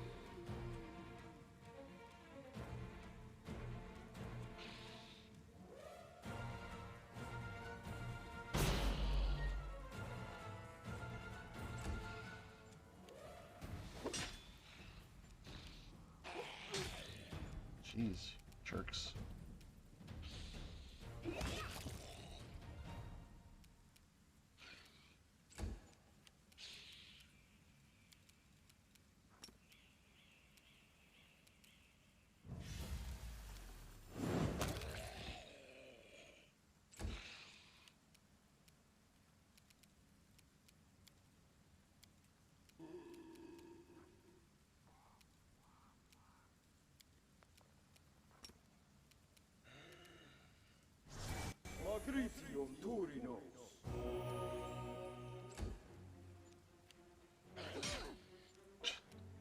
I just healed her.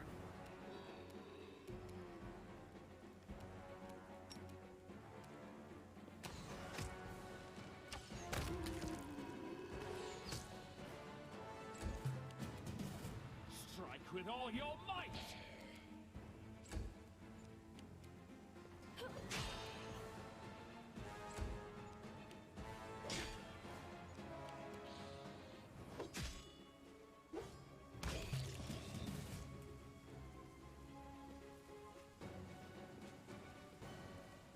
Looks like they're waiting for us.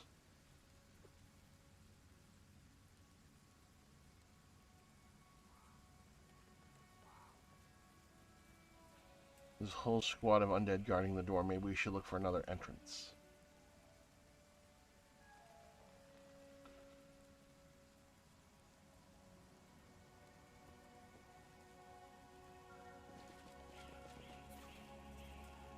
My will is resolute.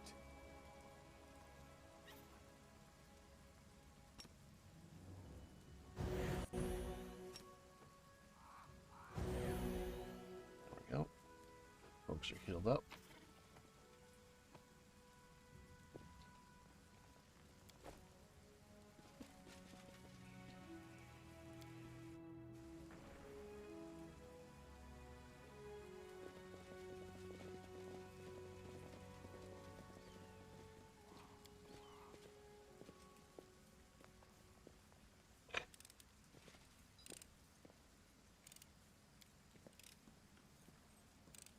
Okay, so apparently we're having some issues here.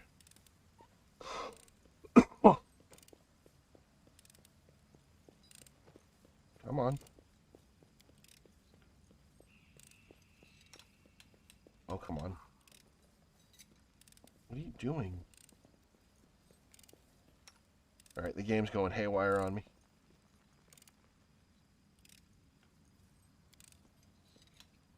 There we go.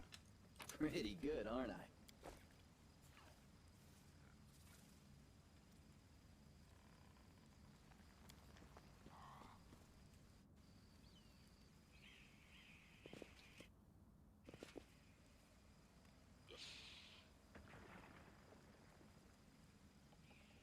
Who are you? What do you want? All of you have to die in the name of Baphomet. Have faith you can do it. Don't you dare get away from them. Social's going ape shit.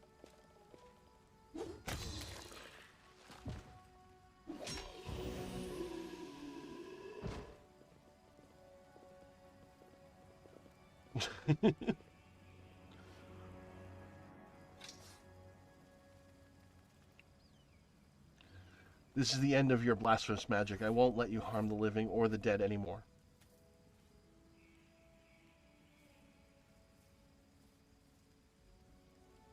Do you think I need your permission? Hey, you bone bag, stand up and kill. Very, very, learned incants there.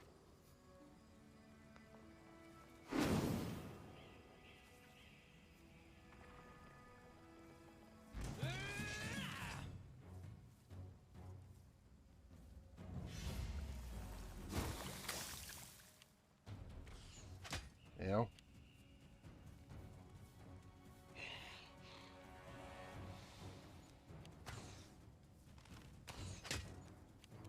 You guys is rude.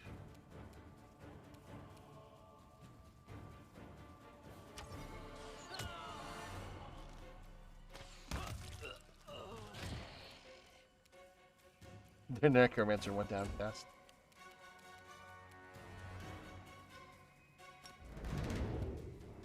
Strike!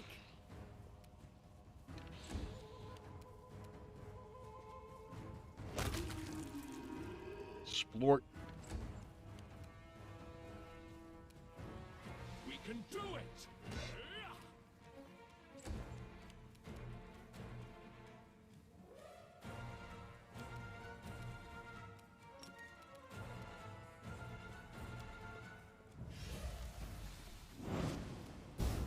You missed. Rolled it. You had to roll a 3 and you missed, Woljif.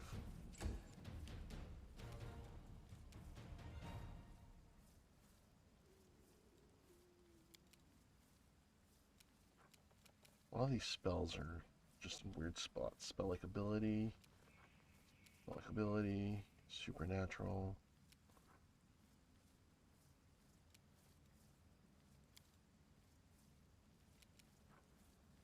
It's a level 2 spell. So we'll throw you there. Also level 2, we'll put you there. There we go.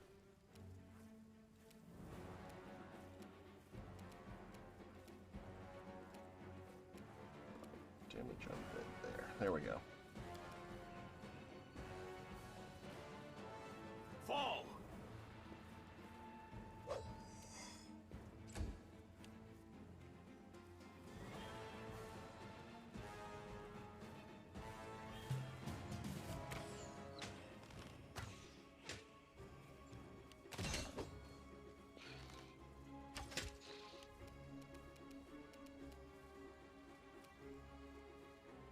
Actually, let's turn off point blank shot so I can get all 3 of my shots.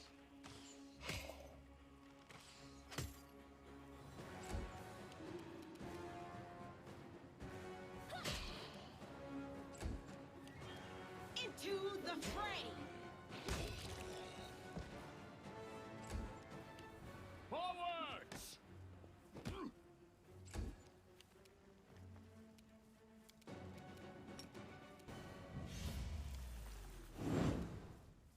5 damage.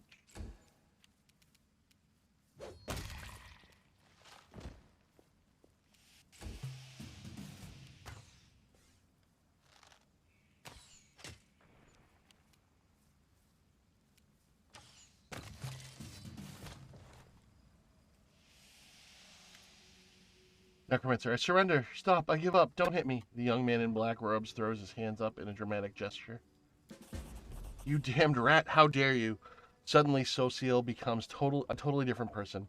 The artist's delicate hands clenched in a fist, while his voice comes out in a menacing roar. He leaps at the necromancer and breaks his nose with a single blow. You scumbag, I remember you. You came to our temple begging for healing just a month ago. We fed you. We shared our table with you. We took you in. Then I don't even know what I'm going to do to you. Stop it, I surrender. Sociel ignores the necromancer's cry of pain, punching him right in the teeth. The necromancer spits blood but continues fighting past the wild blows in his increasingly bruised and busted face. You're a priest of Shaylin. I surrendered. So you have to spare my life. Your goddess demands it. Lawful, don't listen to his lies. He deserves death. It would be justice to kill him on the spot.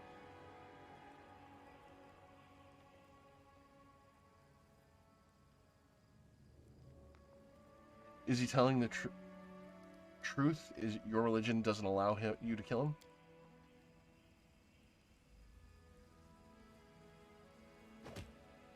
Yes, the Eternal Rose is known for her grace. She teaches us to show mercy to anyone who asks for it. It's one thing to slay an enemy in battle, but a captive you must try to save their soul, to show them beauty of the world, persuade them to abandon the path of evil.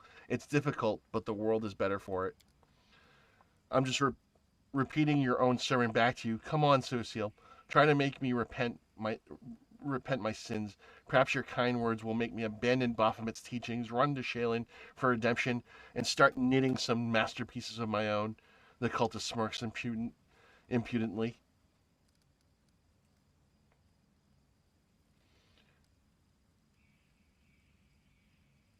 Do you really believe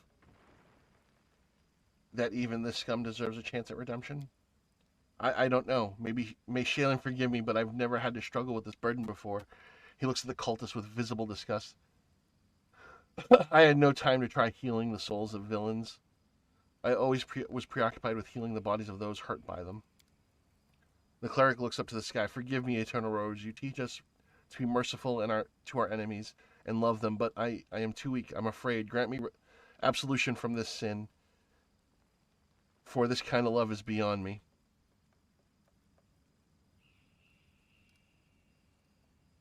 Let's see.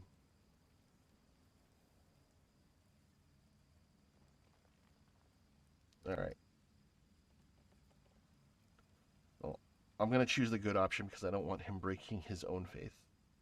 Stop, Sociel. It's not worth breaking your goddess's vows because of filth like him.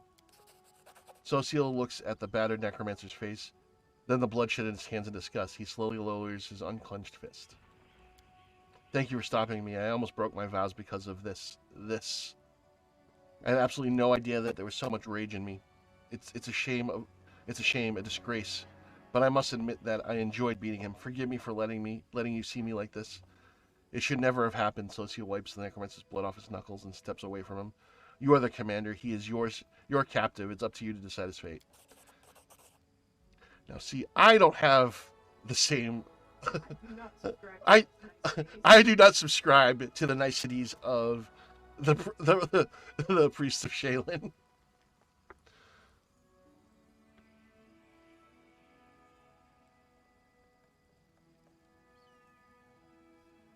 Then I condemn him to death. His sentence will be carried out immediately.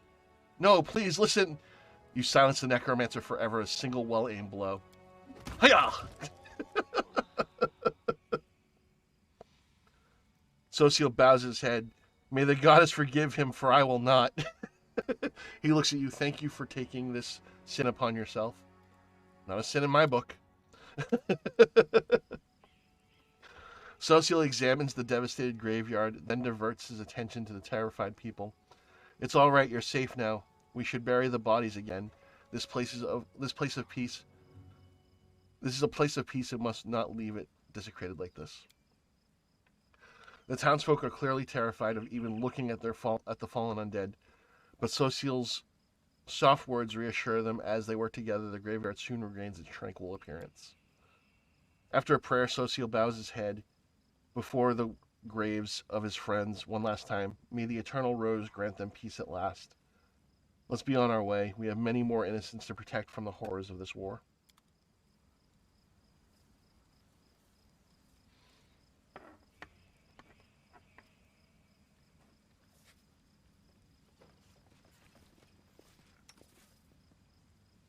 Okay, I was just lingering. I'm like, why is the Inspire Rage still going? It's because I have a lingering effect.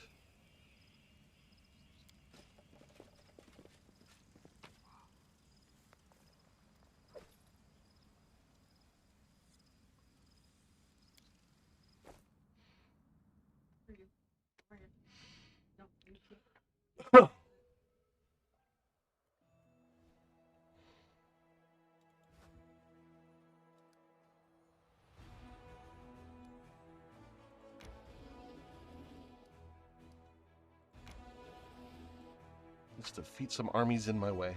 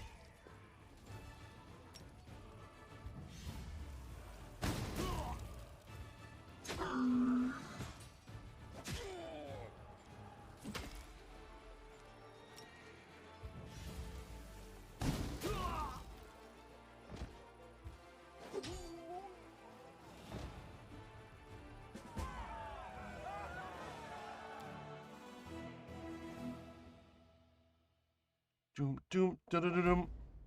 Crusaders stumble upon a group of ragged and exhausted scouts. They had set out on patrol mission deep into the world wound, but then when Canabras was attacked, they found themselves cut off and surrounded by demons, serving hostile conditions. Easy.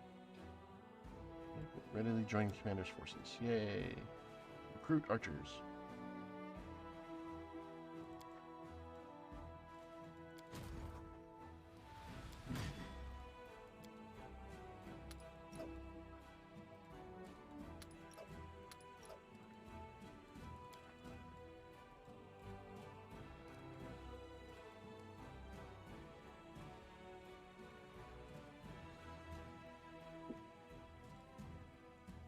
I think we're gonna rest that one out, recharge some of my spell abilities.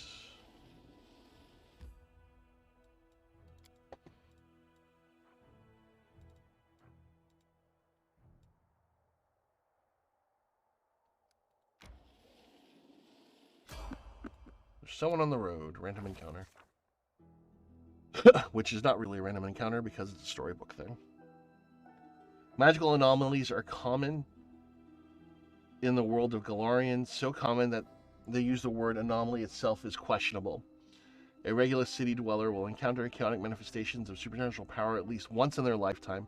One might naturally assume that the strange sky, the ghostly fire from the rifts of the ground, the rain of eyeballs, all that the world wound is known for should find some purchase in the mortal mind.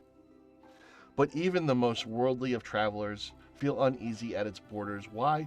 Perhaps instinctively they understand that this place is not merely a magical wasteland, but a wound, an ulcer through which the world itself bleeds into the abyss.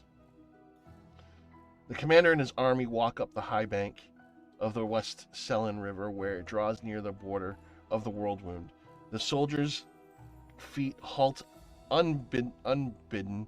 On the other banks rise a series of cliffs, too regular in shape to have been formed by wind or water. The skies hang over their sharp edges and sickening bends, the shade of mercury on their horizon rising to dirty rust.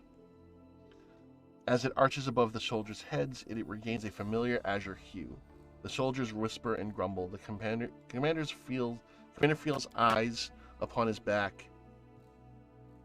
Somewhere among them, wearing simple armor and unrecognized by anyone, the ruler of Mendev is standing and watching the new commander closely.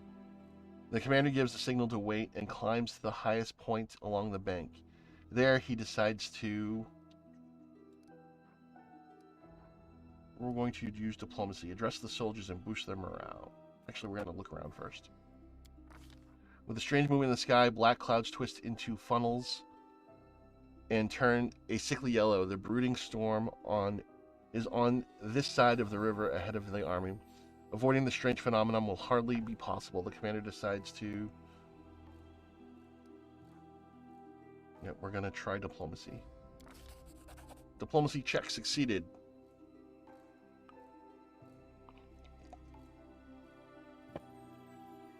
Establishing rapport with his troops is yet another battle that the leader must face. Through the subtle alchemy of words, one can win trust and raise morale, or lose faith and authority. Addressing the army on the border of the world wound, the commander seeks to establish himself as a military leader on his new battleground.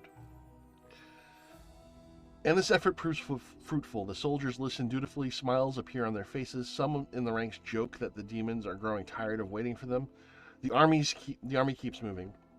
Lines of soldiers step warily behind the shroud of low black clouds. It's like the world wound has reached out a finger under the lands of Mendev.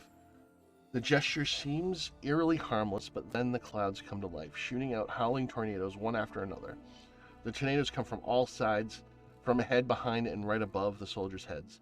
The power of the elements is on one side of the scales, the soldiers' faith and inspiration on the other. It's plain to see which is greater.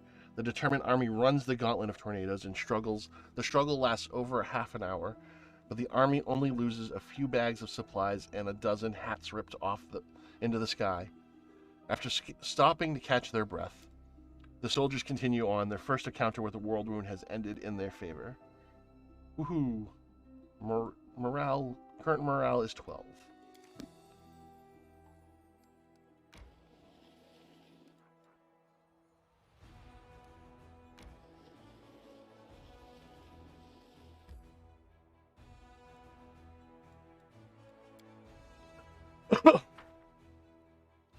Need to heal up a little bit too.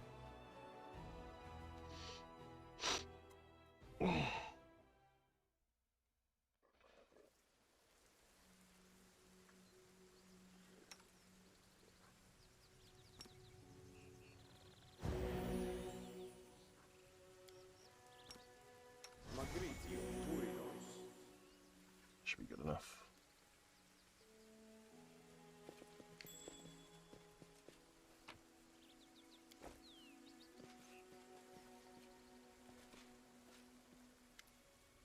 We're finally here. Elin and Curl must be around here somewhere. And Jaina too, if they gave her permission to leave. Ah, there they are.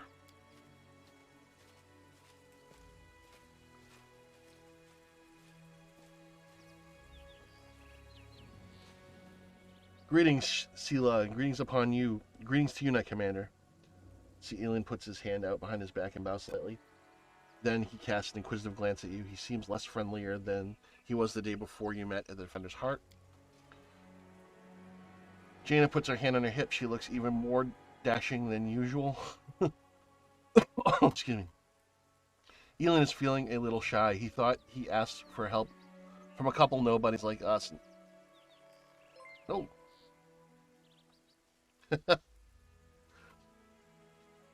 Daniel, thank you for the raid of 6. I hope everyone's doing well. We're just playing some Pathfinder Wrath of the Righteous. Thank you for the shout out. And jump. Clear. Okay, got it. Maneuver. Got it. Do this well. Over the fire. Over the fire. You're gonna time that hammer jump too. Such a pain. Yeah. What's up, Inuyasha guy? Or you run underneath his feet. Get under him. Yep. There you go. Yeah! That got him! Yeah, baby! In your face, King Bowser Koopa! Or should I say, right behind your back as I send you into the lava pit for a fatality! Now, if you'll excuse me, I have a victory lap to do.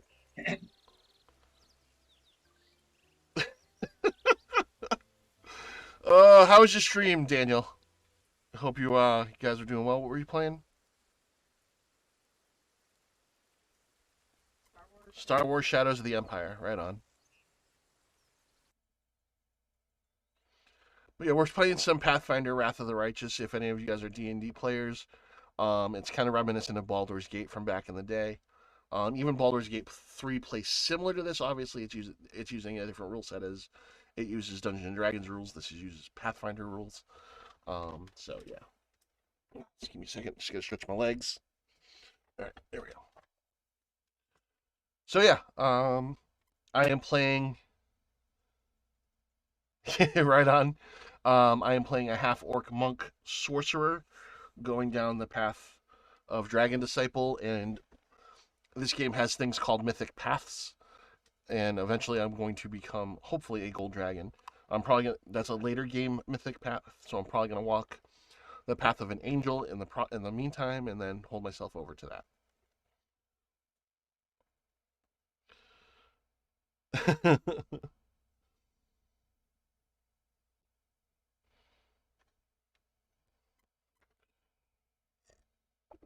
Right on. That's awesome. I hope you had a good stream. Thank you for coming in. Thank you for bringing your community in. I appreciate you all. If you're into comics and tabletop RPGs and video game RPGs and pretty much all things nerdy in that regard, I am Rundown015. Feel free to drop me a follow.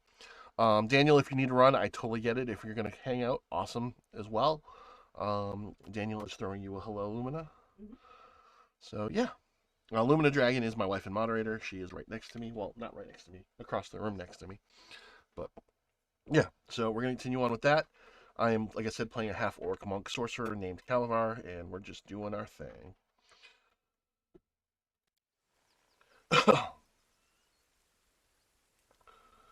Sela frowns a little. Let's not talk about it. I assure you, I am the same Sela, your friend from the League of the Cart, and we came here to help you look for Elin's ring, by the way.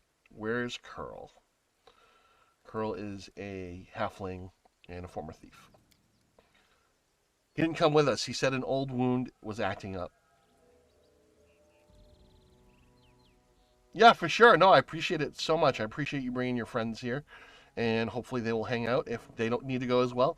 I totally understand. I just appreciate you guys getting eyes on my channel. Thank you so much. I'm doing a lot of reading, a lot in between fighting, so I'm doing all right. Doing all right. Day by day, my friend, day by day.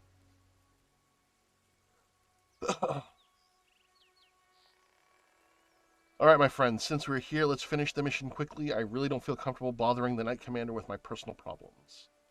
What does the ring look like, and where should we look for it?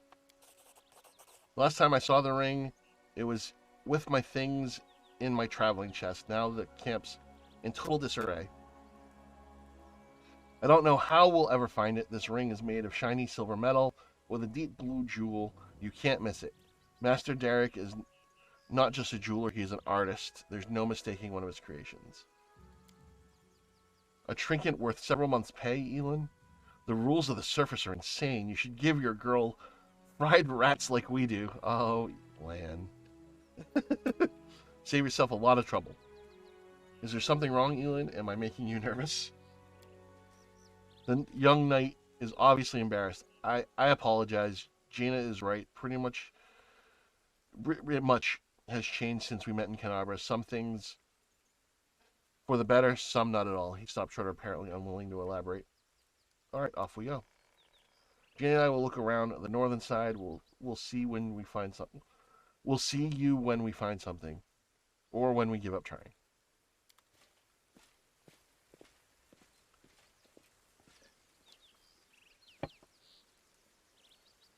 I wish there was more voice acting in this game.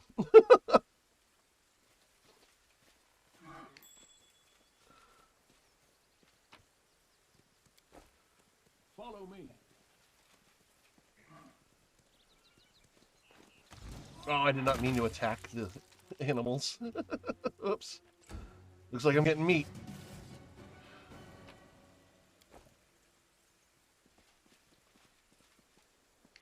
If you just click on the animals, they attack them. But I mean, that's a way of getting meat too, so. And they do cooking and stuff in this game, so. Torn flag of the Houndhearts, a small but noble order of crusaders. The ground is trampled, and there are signs of battle everywhere. The Houndhearts were clearly attacked by demons here.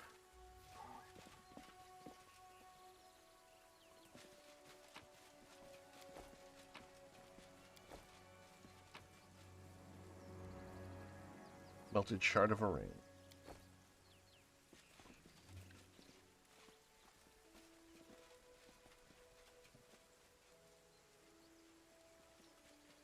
I think that's the chest that's going to spark a cutscene, so we'll... I say cutscene, but RP scene, so we'll check that in a second.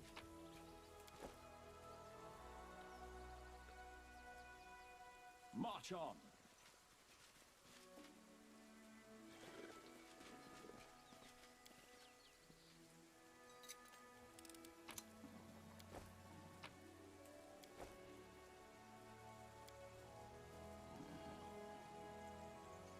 The tent is different from the rest. Strong burnt smell around it. Rustling sounds come from within.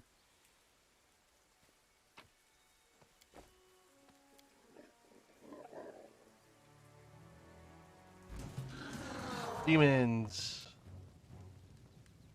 Little shits. And they throw a fireball. I hate these demons.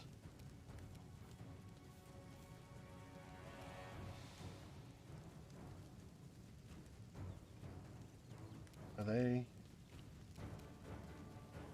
Oh, other stats, but I'm pretty sure they're weak to cold, so we're gonna do that. Yeah. That's reduced, okay. Probably because... What was reduced?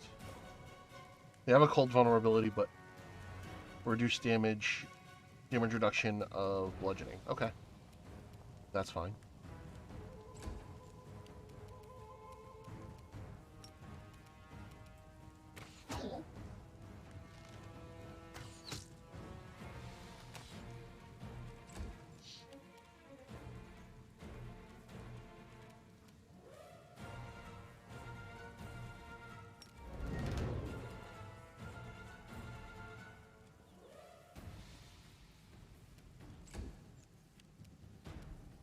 Did you notice what I named the mercenary that I hired into this group, by the way?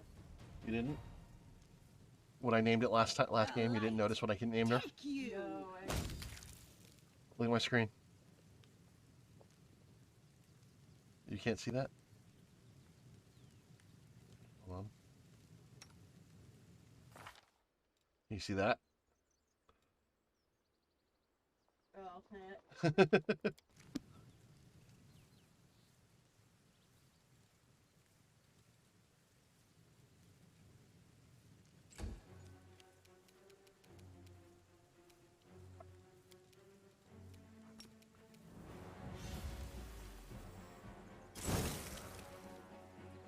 Fail to overcome the resistance. Spell resistance. Rude.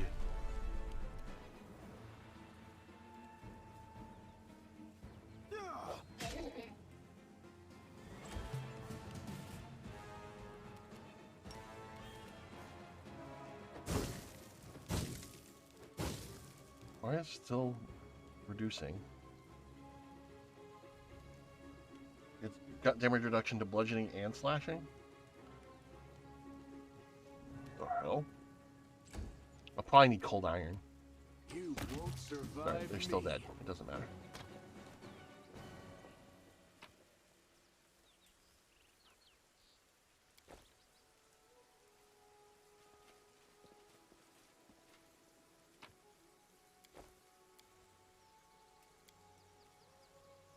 Okay.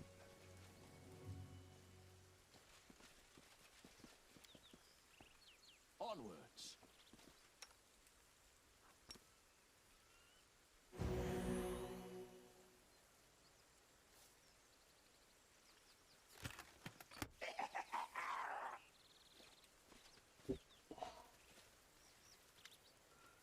A small quasit demon emerges from the chest. It looks at you, angrily screwing up its little face, and is holding a shiny object in its paws. A sparkling silver ring, large blue jewel. It's mine, mine. Lord of the Rings reference, anyone? Elin, look! At that creepy thing. What is it holding? I've seen one of those before. These small demons like to tease and bully, but it'll bolt if it senses any real threat. Let's surround it and attack it all together before we can figure out what's happening.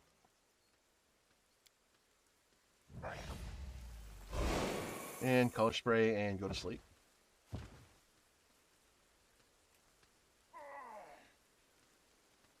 Mine! The quasit throws its paws in the air and splashes you with warm beams of color. You hear insolent giggling. The demon is jumping up and down, throwing the ring into the air and catching it. Mine! Mine! Elin, Jaina! Sela glances at her friends and then turns to you. They're all right. They'll come around soon. Quickly, Calabar, let's catch the little rascal before it runs off with the ring. And now we go on a quasit chase.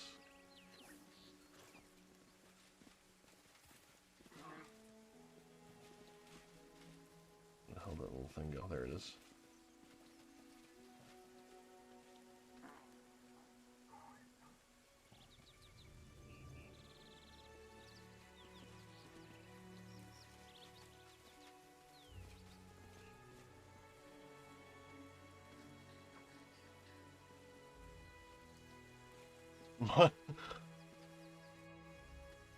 Mine, or I will help you not.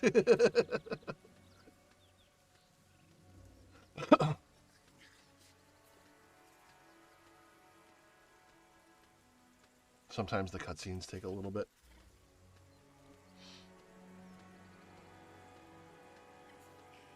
There it goes, caught up. Looks like it lagged out a little bit. Give me the ring, you scoundrel. Their friend Curl came and took the ring. Before Ilian manages to get to the closet, the halfling Curl appears right next to it, quite out of nowhere, and snatches the ring from the demon's paws. You mustn't get it. Curl, what are you...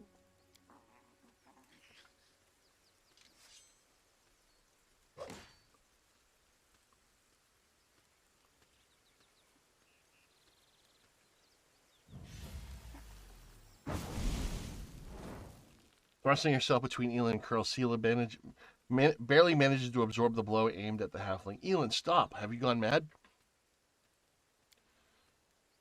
He's using a summoning spell. Why did you stop? Some lovely play just stepped into my trap. Damn it, Sela, help me. Damn it, I didn't sign up for this. Ah. Yana runs away. Get ready, we're on our own now.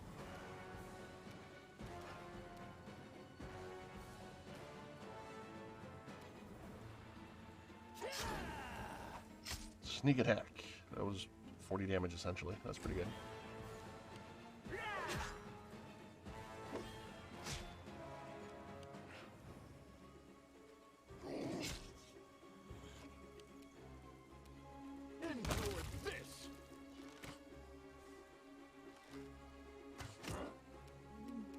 Lan is busted.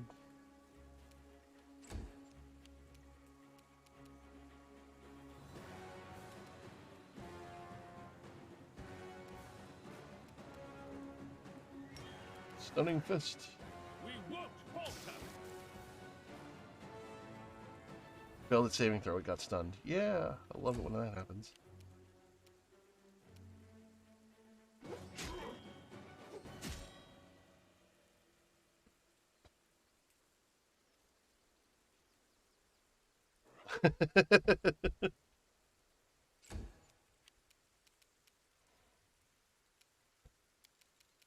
Alright, can we charge anyone? No, it does not look like we can.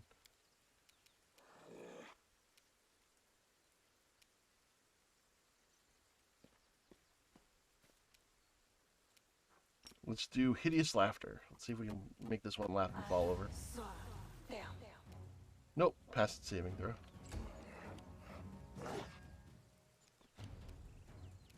I will bring down the divine wrath. Stab you or zap you? Why not both?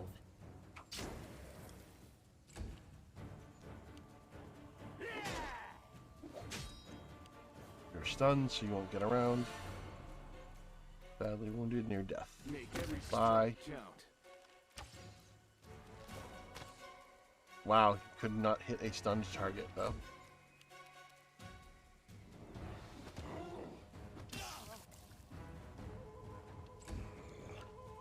The Inheritor, guide my blade.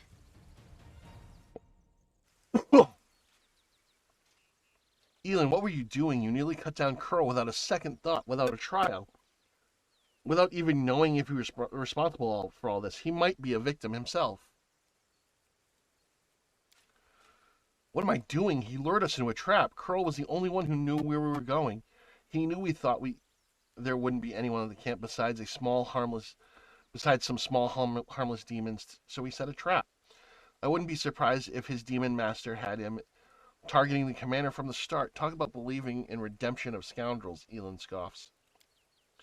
We barely know anything about what happened. Curl is a good lad. He's not a spy or a murderer. Maybe they threatened him, tricked him, or even bewitched him with demon magic. And now we'll never know because you let him escape. Better let the thief escape than cut down an innocent.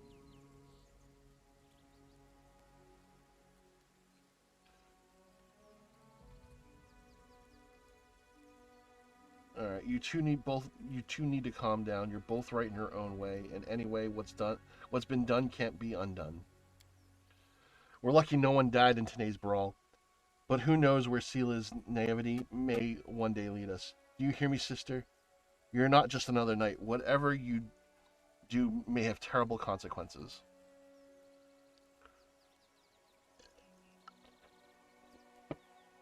You clearly have something to say. Go ahead then, spit it out. Sela, I didn't want to have to say this, but I think of you as my friend, and I'm going to warn you. After what happened at the Grey Garrison, you're in serious danger, and maybe not just you. You might like to ignore military hierarchy and the rules of knightly orders, but there is wisdom in them, and it has stood the test of time. A soldier rises from a private to an officer, a knight begins as a squire. Even in Omede's paladins gain their abilities gradually, but not with you and the commander. You were granted incredible powers far surpassing seasoned paladins with experience and skill far beyond your years. You received this gift at just the right moment and saved a lot of lives across Mendev. That's a great deed, and that will be remembered for ages to come. But what happened next was wrong.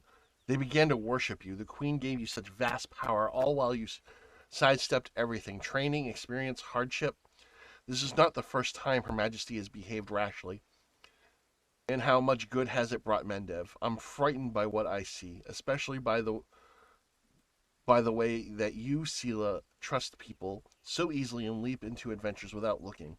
One day you'll lower your sword when you should have driven the blade home, just like thousands of bright-eyed youngsters will after you. Elin pauses as if reluctant to continue. He looks you in the eye. I wanted to tell you the same thing, Commander. You were right to an extent, Elin, but I didn't choose my lot. I'm just trying to fulfill my duty as best I can. The knight lowers his head. I apologize for my harsh words. I said it to Sela, and I say it again. This wasn't a reproach, but a warning. The power you've been given, it may be your undoing, and the undoing of all the Crusaders along with you. Don't be afraid of what's new and unknown. We just need to bear in mind the responsibilities. Whatever was given us, we can use it for good. In any case, forgive me for wasting your time and subjecting you to danger here. Now we at least know that Curl is a traitor and Jaina is a coward ready to abandon her friends when the going gets tough. I hope we all learn a lesson in these mistakes. As far as the blasted ring, to hell with it. Kiana won't love me solely for the gifts I bring him. Elin makes no attempt to conceal his disappointment, nodding goodbye, and lowers his head and walks away. Sela watches him leave, her expressions filled with sadness. Everything has become very complicated all of a sudden. Please, Calvar, let's go back. I'd like to talk to you about it later. I have a lot to think about.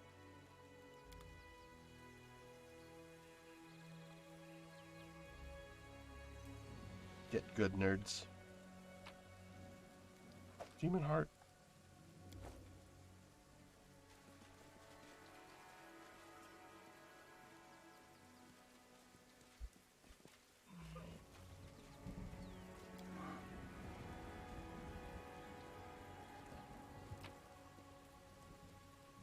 Gold ring.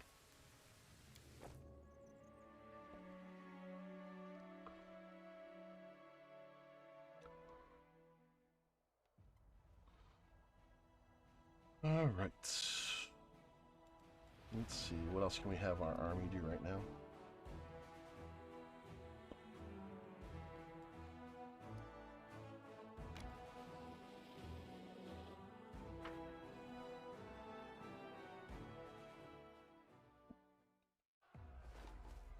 Oh, I only have one more spell left. I probably should not have done this one yet, but that's okay.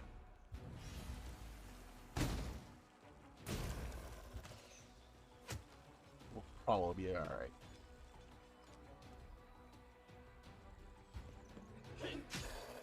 Yeah, we'll be alright.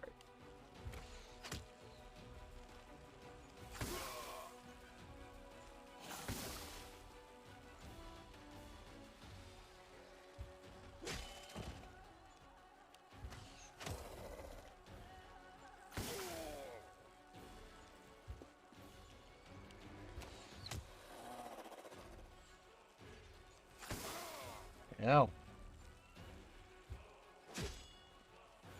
Dudes are rude.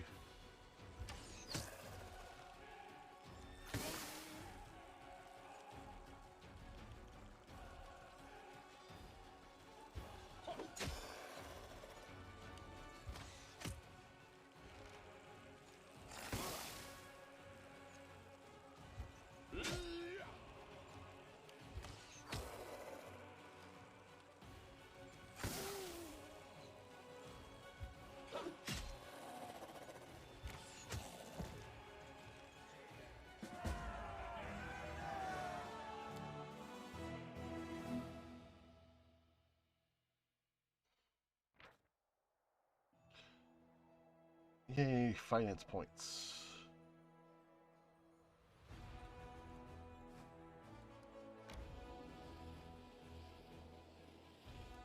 People are getting tired. We will rest. Keep 'em peeled, Paladin. Round and round we go. Where it stops, nobody knows. No trick, no magic, just nimble fingers. Watch closely now. We don't want no hard feelings later. 1, 2, one more time, and hey, presto! Well, which cup is the pea under? Seriously? Out of everybody in the party, you picked me? I learned the cups and balls trick before I could talk, you little punk. Now sit down and let Sister Sela show you how it's done. So Sela was a thief turned paladin, so she knows a lot of Woljeef's tricks.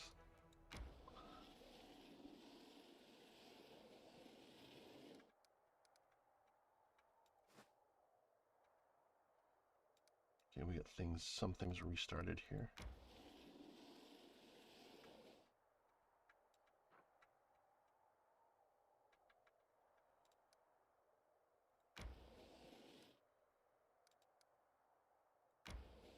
Let's see if we can capture this fort.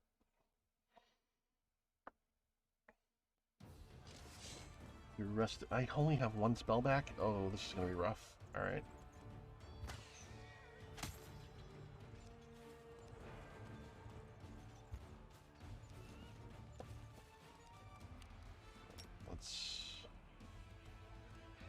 Fighters, cultists.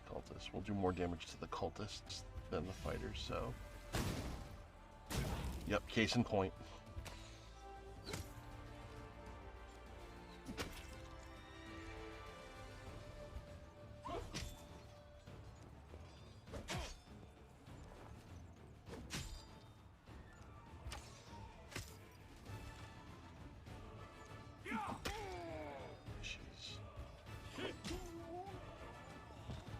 Oh, okay.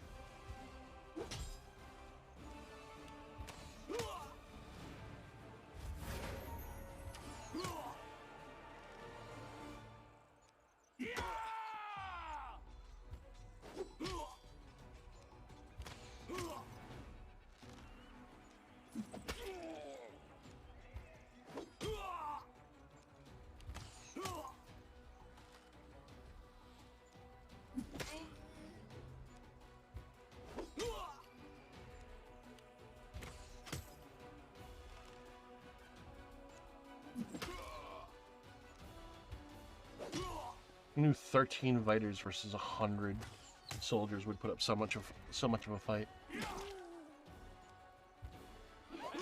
Or against 50 soldiers, I should say.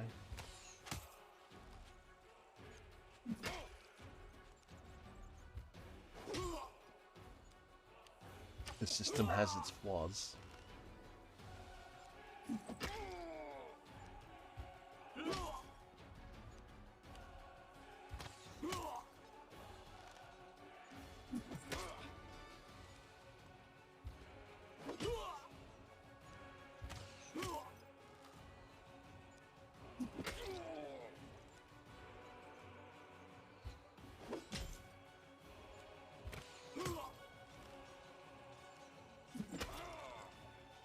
Taking forever.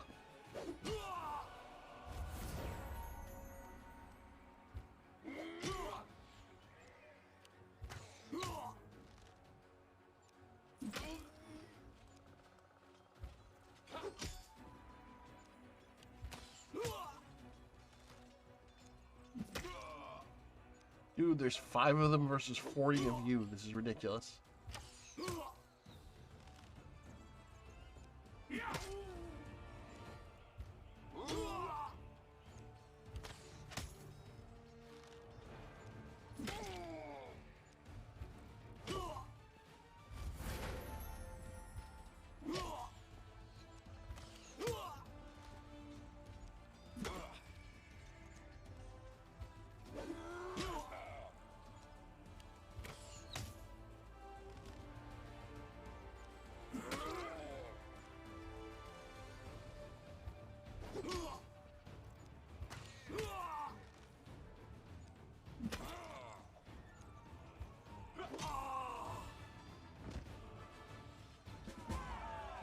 I lost a lot of troops.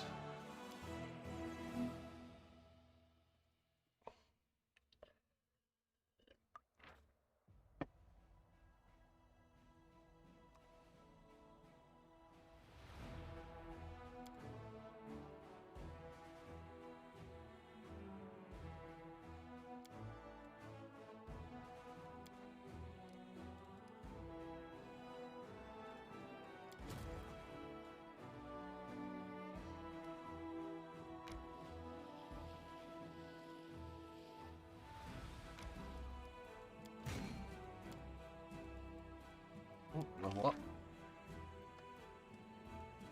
Let's see.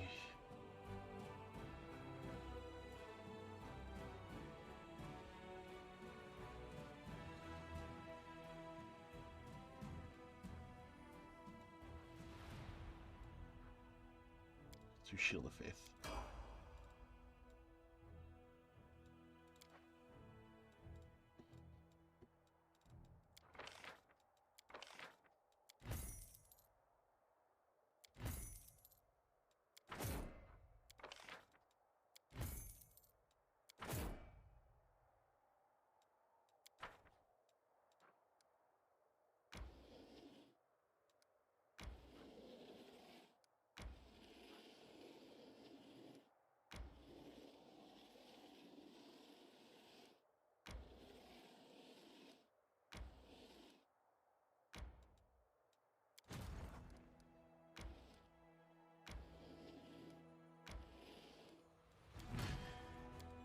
There we go.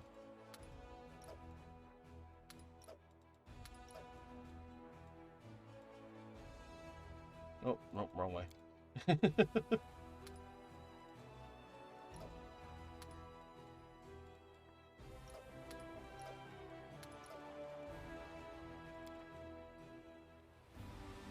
All right. Someone is on the road.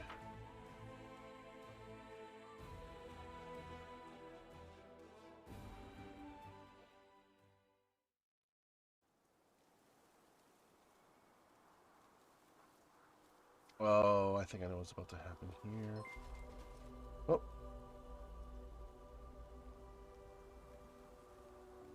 Tar, thank you for the raid. I appreciate you. Thank you for stopping in.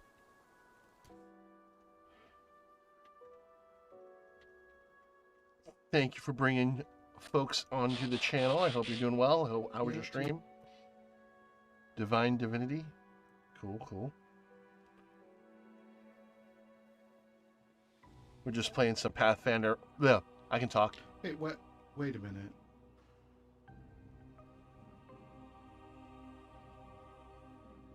Wait a minute. The fuck was that? We're waiting for it.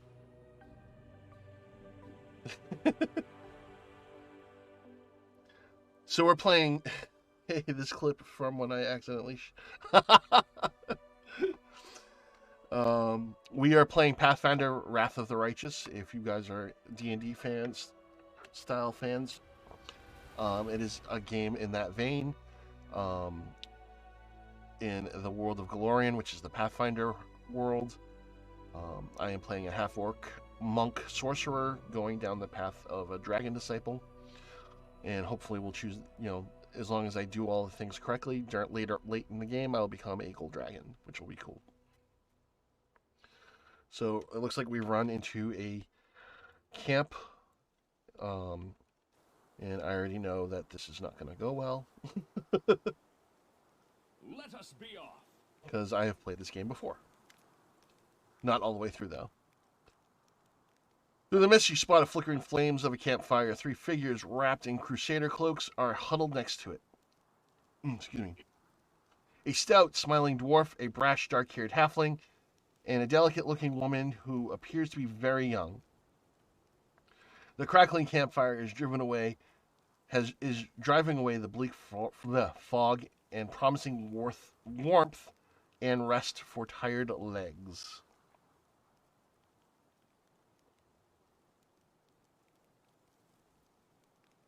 Right on. I hope your stream went well, and I hope you had fun. Noticing you, the halfling's hand jerks towards his weapon, but then relaxes. Hey, it's the commander himself. Don't just stand there. Have a seat by the fire. It's a bit damp today. You might as well dry off at least. An amicable gesture. He passes you a large mug that smells freshly brewed. Let's see what we got here. Knowledge World. Who are you? Succeeded. Frontline scouting party. It was wacky with nowhere near enough prep and lots of technical issues, which is kind of my MO. Fair enough.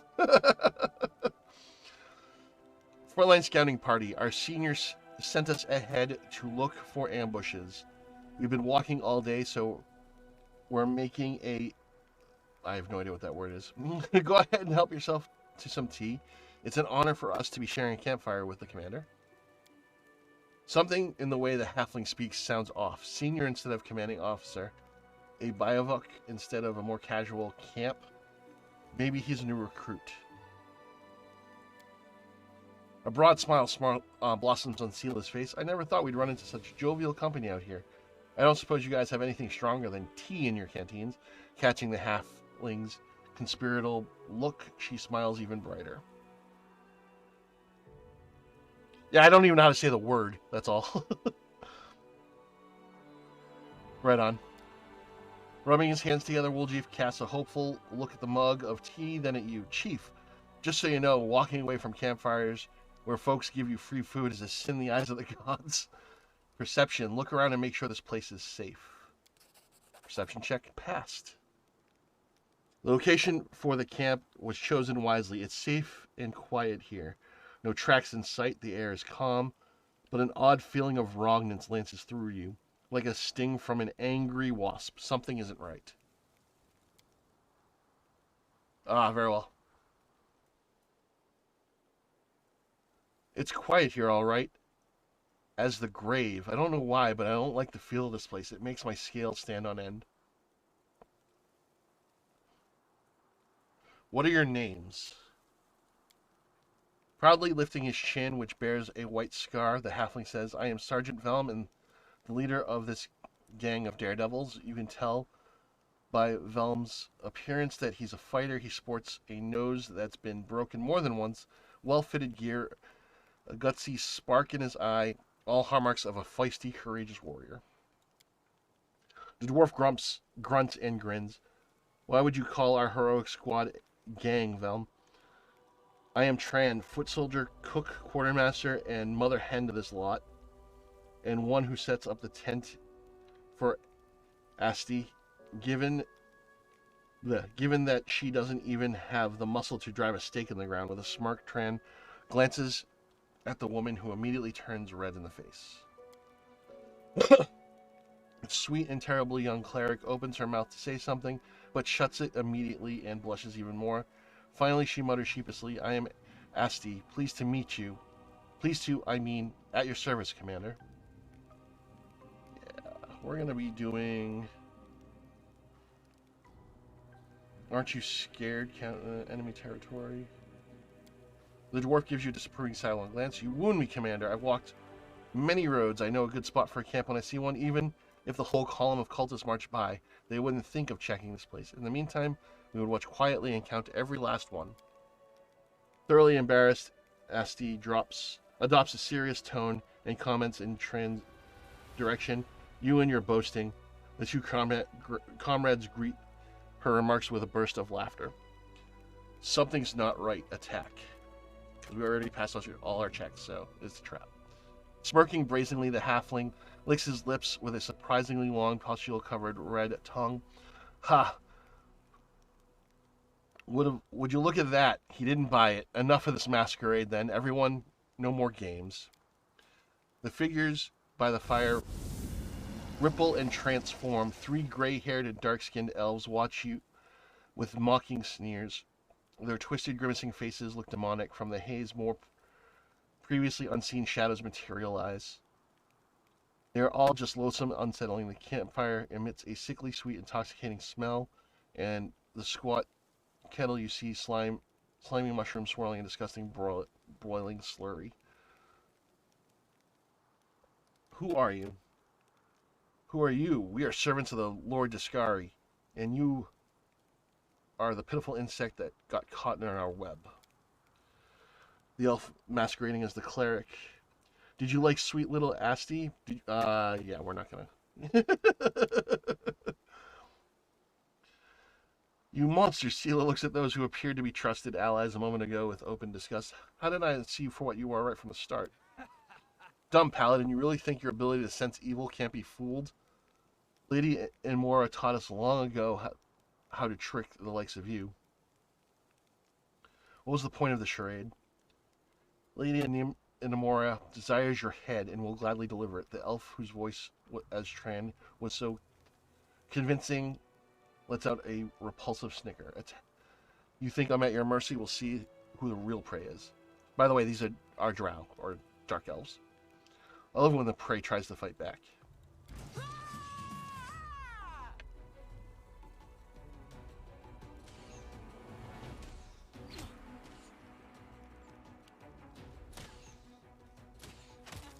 Ow. Rude. Okay, they are messing up my monk.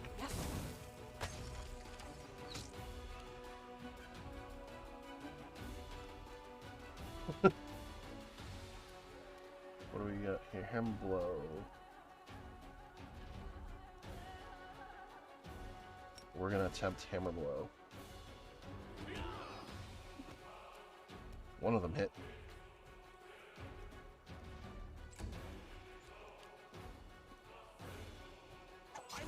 Jeez Louise.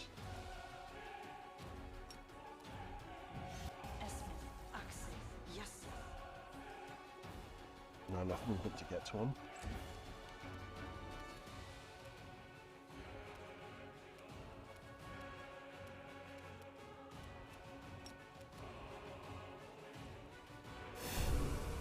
Smite evil.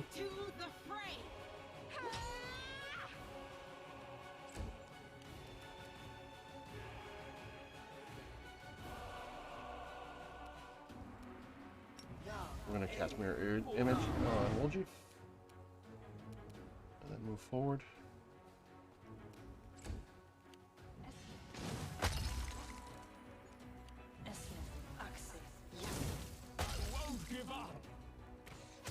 My main character's going to drop before I even get a chance to do anything.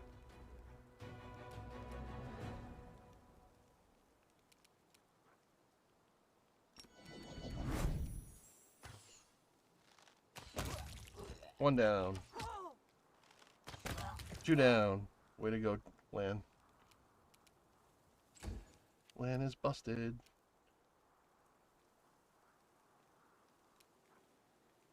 Let's see.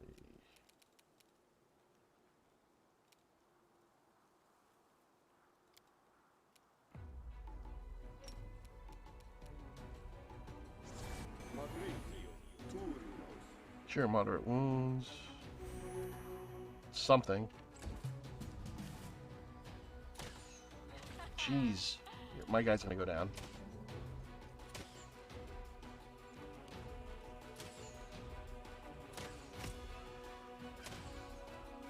Down to 1 hit point.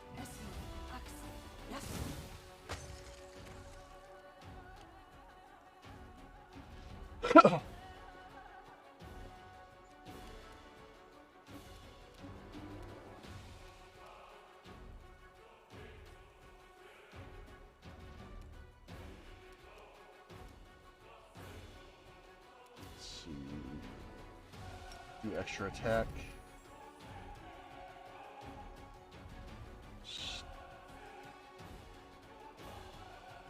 Stunning fist. Strike with all your might.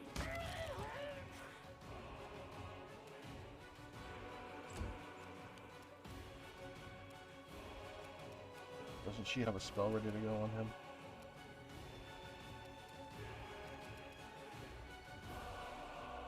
Yeah, she does. Oh, there we go. There we go. All right.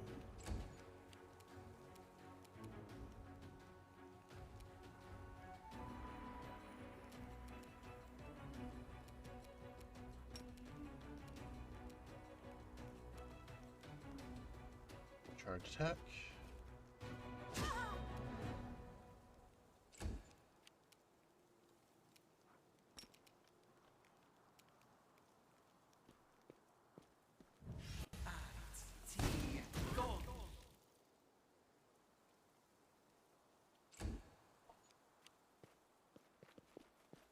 Yes, take the long way around, please.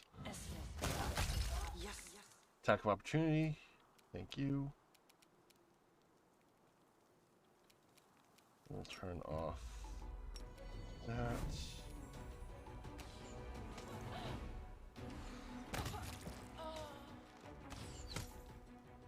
Lan just goes on an arrow shooting spree because I love Lan.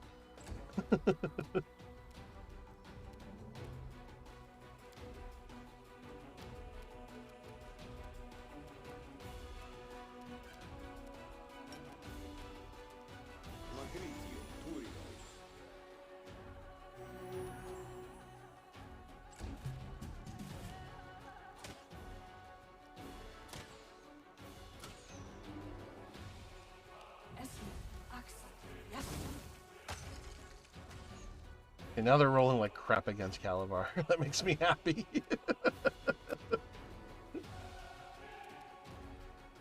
We'll do extra attack. Spin kick. I didn't need the extra attack. That was a tornado kick to the face. See if we can put this one to a laughter and fall over. Good. Giggle. Giggle prone. Can I coup de grace? Nope. The light take you.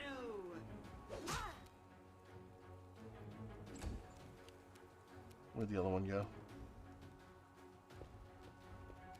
Thought there was another one. It's alright.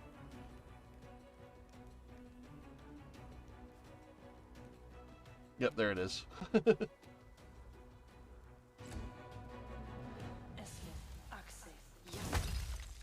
Wow, that was awful.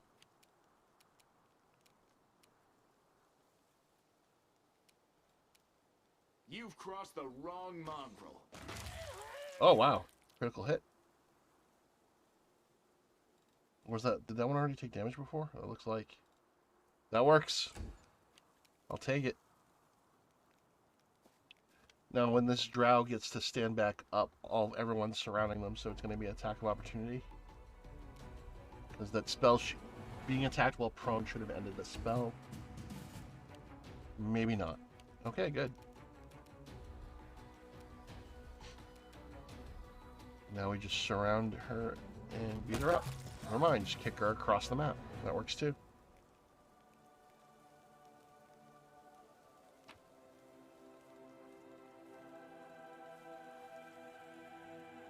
Magical bow. Masterwork composite longbow. Yeah, money's money. Grab all that stuff.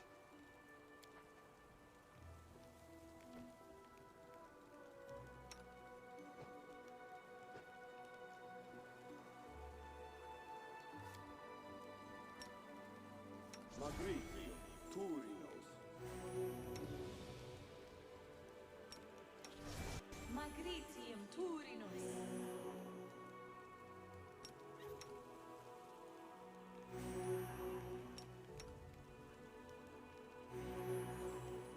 Yay for healing. Let's take a look around the camp. Nope, one of my companions was not clicked on.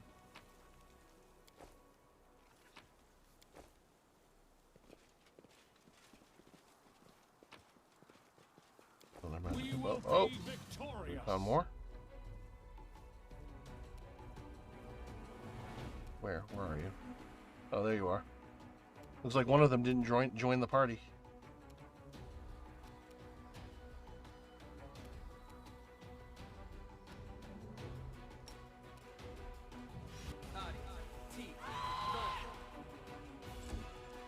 Piercing Scream for 4 damage. See if we can throw a hold person on them. Saving throw succeeded. Okay. Well, looks like there's 2 of them. Alright. That's fine.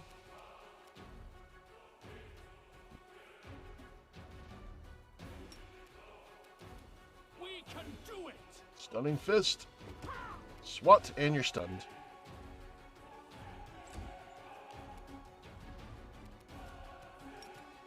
Nope, not enough to charge.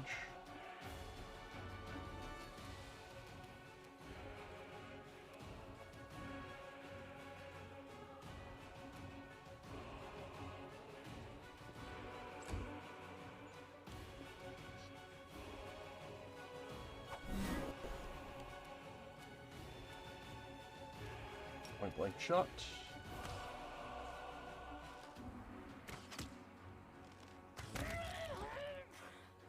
Plan is ridiculous.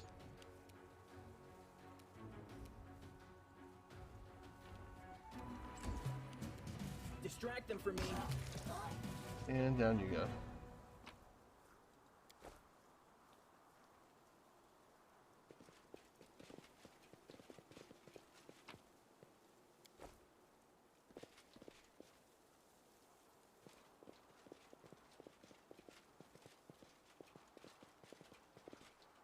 I hate seeing the words perception check failed. It means there's something there and I didn't get it.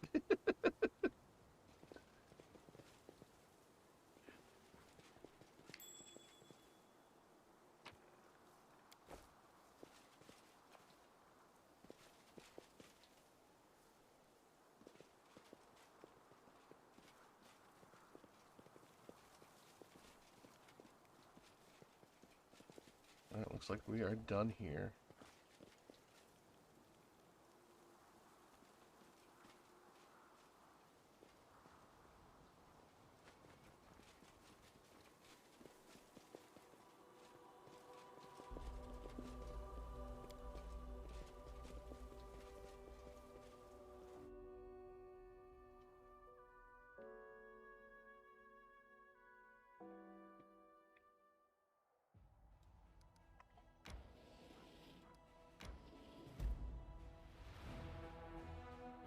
Nightingale Grove. Yes, we will enter this location.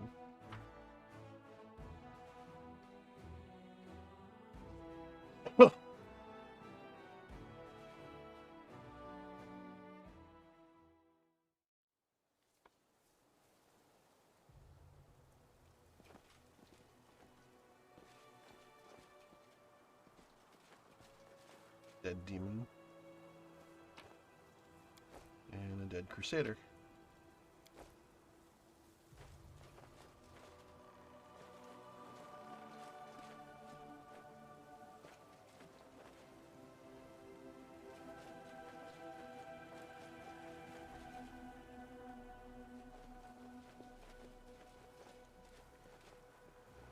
Smaller. I think there's a cave here, if I remember correctly. Let's move. Yep, there's the cave.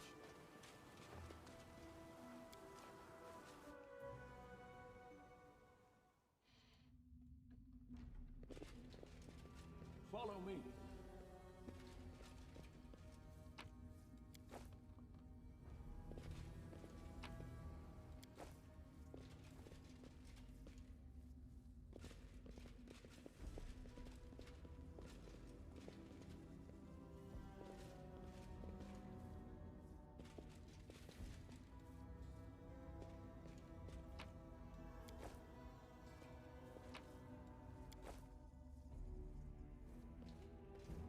Floor puzzles. How I love these.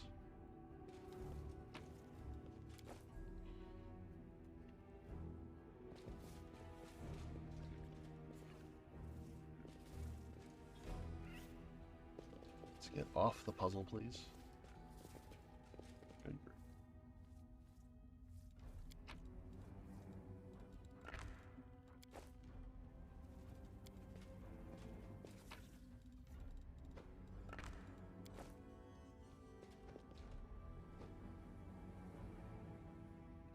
Let's see here.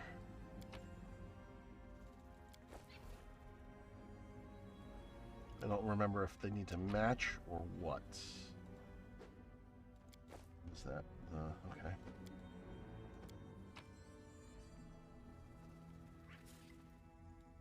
Is it this one?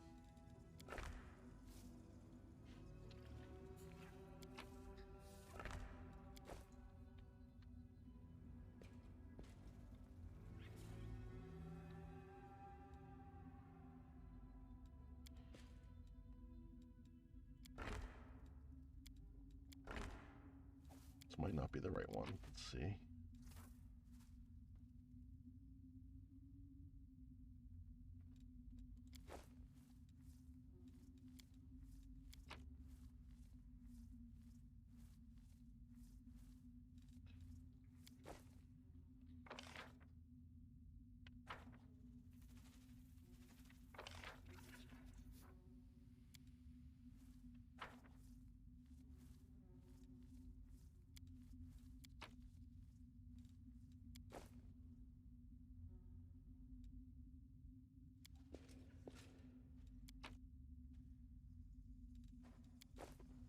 I don't have the patience for these.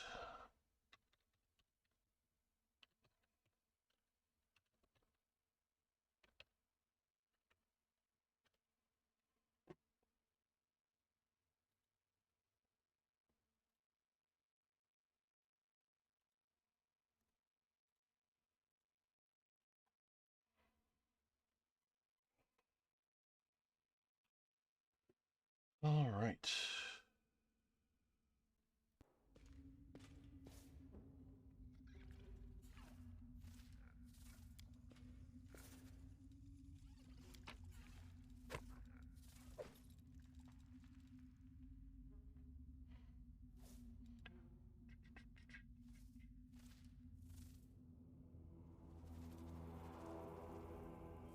Let's see. Bear with me a moment.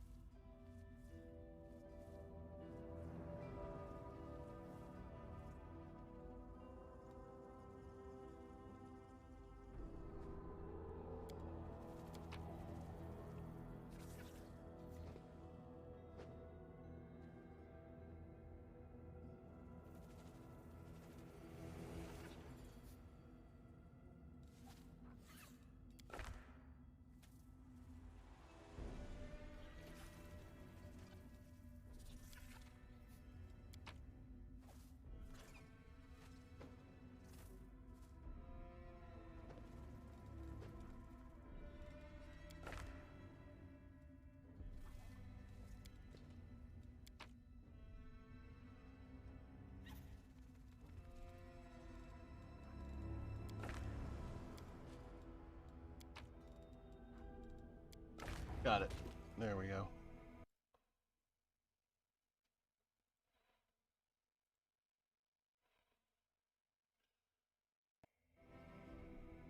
It was easy, wasn't it? Simple puzzle, simple solution, but it was just the beginning. Its purpose was to awaken curiosity. A translucent figure appears from thin air clad in loose-fitting robes, its face hidden behind a simple, unadorned mask. Mortals are not meant to unveil the secrets of the universe and grasp the meaning of creation, but is this really so? The secrets of the universe will only be revealed to the most worthy mortals. Prove yourself and be the first of whom all secrets of the world are revealed. The Heart of Mystery is located west of here. Solve the puzzle and you will comprehend the forbidden knowledge. A map of the area looks vaguely like the world rune appears in the figure's hands. A single dot shines brightly on the map. What is the Heart of Mystery? The translucent figure remains silent. Who are you? Simple puzzle, simple solution. The Heart of Mystery is located west of here. What are you? And gone.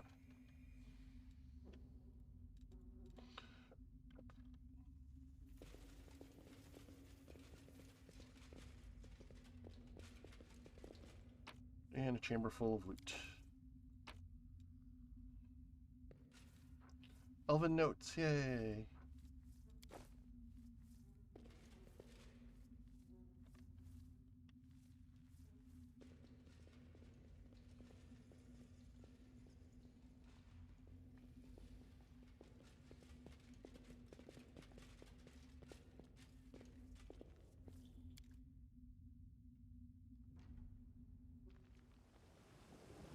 And that is it for this area.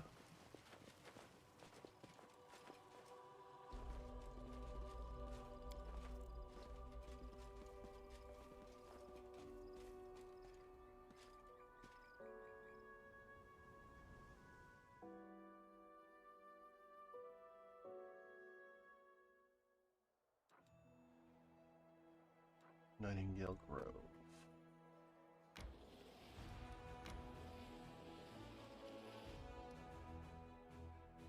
Oh, people are getting tired.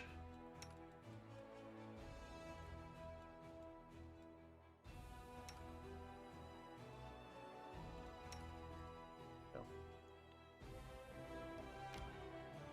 Characters fatigued. Would you like you resting? Yes. Pearls of wisdom from Brother Woljif. Thievings is next to frugality, because a stolen thing's much cheaper than a bought thing. I mean, he's not wrong.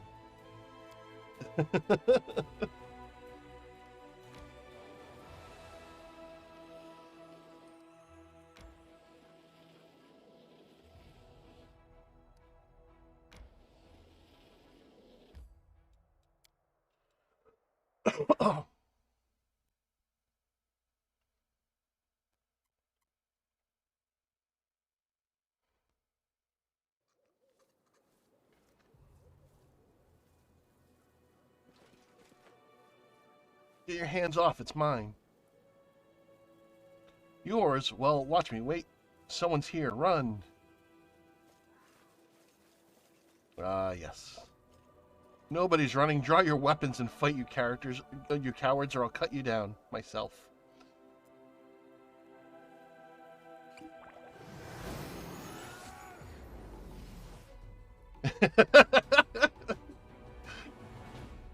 Woljif is great. I love Woljif. Don't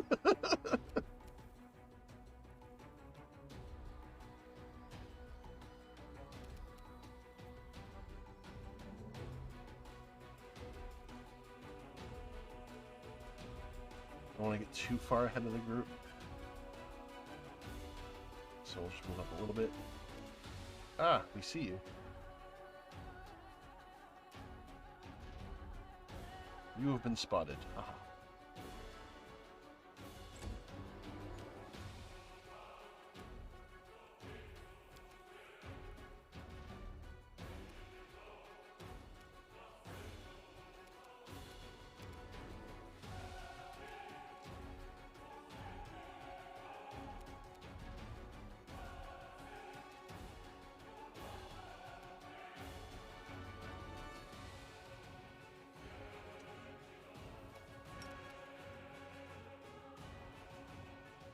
Nice place grease spell right there. I don't think I can cast that yet, though.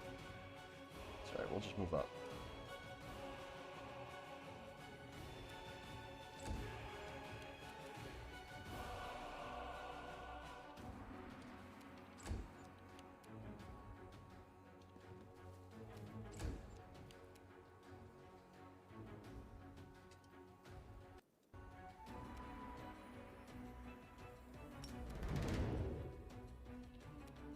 Inspire Rage.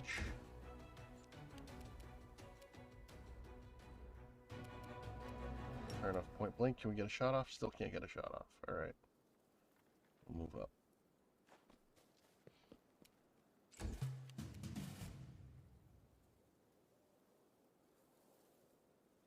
Let's see if we can Stunning Fist. Forwards! Concealment. Nope.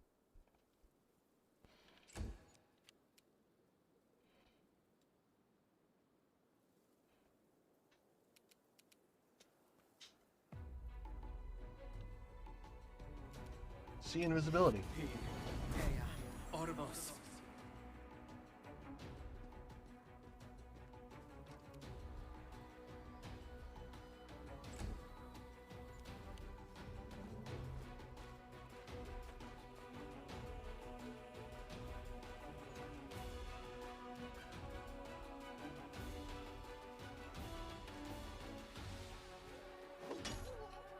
Nice.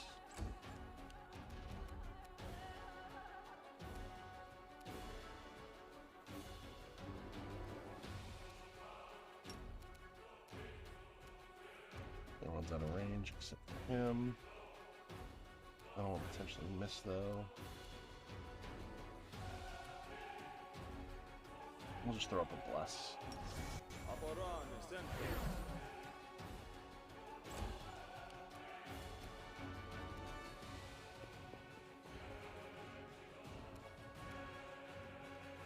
How about you throw down this grease spell?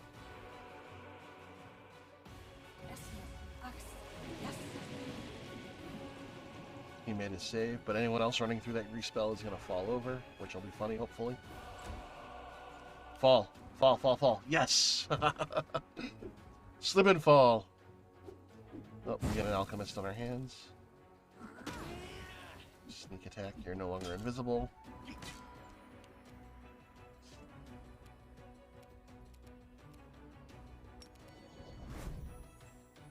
Let's get rid of that alchemist. You won't survive me.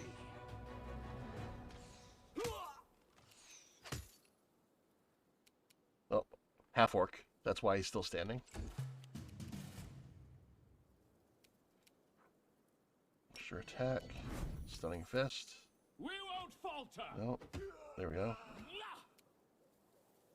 Looks like he did not get stunned. Time to share your treasures.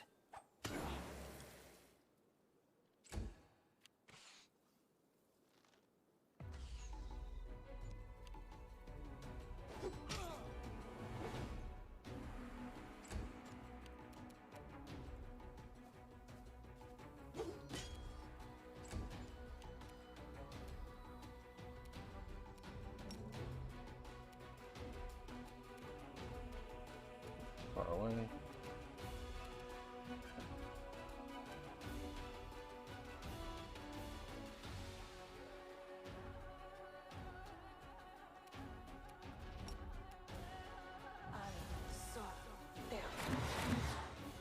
Saving throw failed. Nice. Cacophonous call. So what happened there was you fill your target's mind with a blaring cacophony of discordant sounds, making it hard for the target to act and concentrate. The creature gains nauseated condition for the duration of the spell. If it fails, it will save.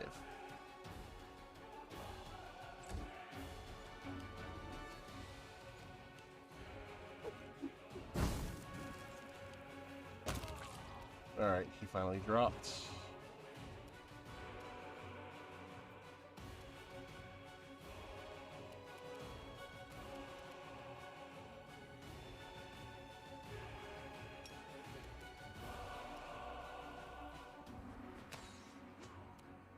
Nice.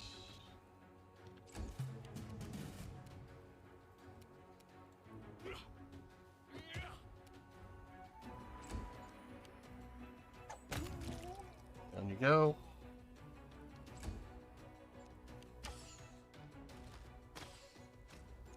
Ow. Rude. I'm gonna step away from the grease trap.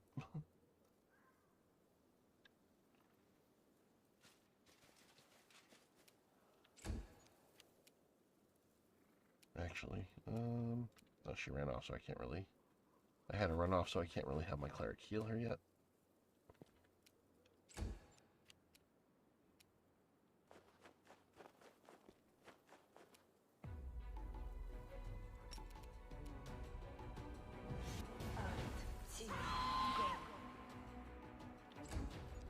She got up.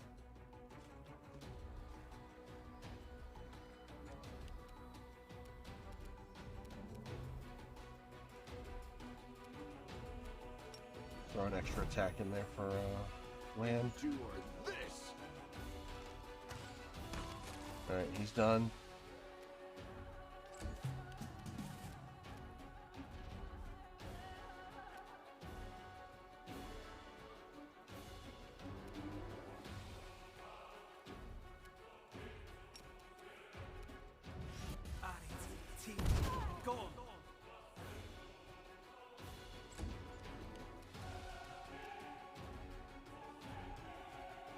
Oops. Managed to step in it, but he made a save, so he's alright.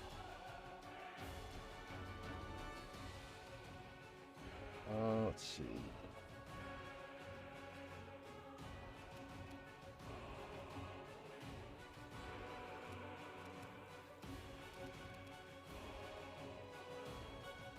I'm going to throw a Scorching Ray at the Marauder.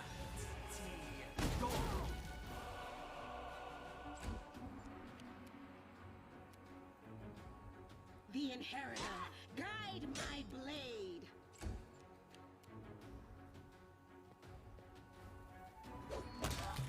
There we go. The world has suffered enough.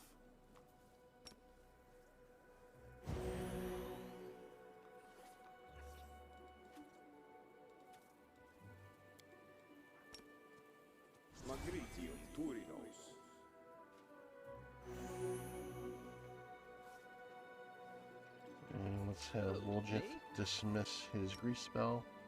Oh, it wasn't his, actually, it was hers.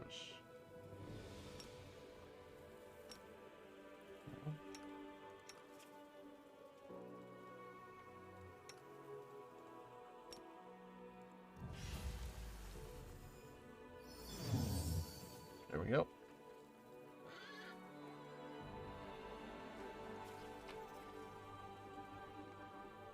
Lots of loot.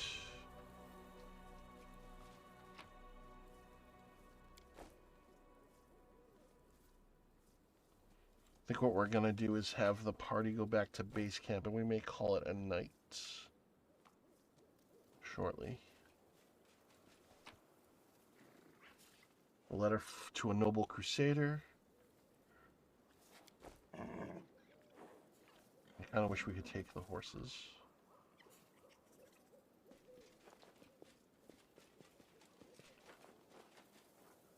Oh, almost forgot to search the ringleader. Let's see what we got for loot. Light hammer +1. Momentum enhancement +2. Finesse wielding. Whenever the wielder of this +2 light hammer confirms a critical hit with it, all the members of their party are affected with the equivalent of haste spell for 1d3 rounds. That's actually pretty cool.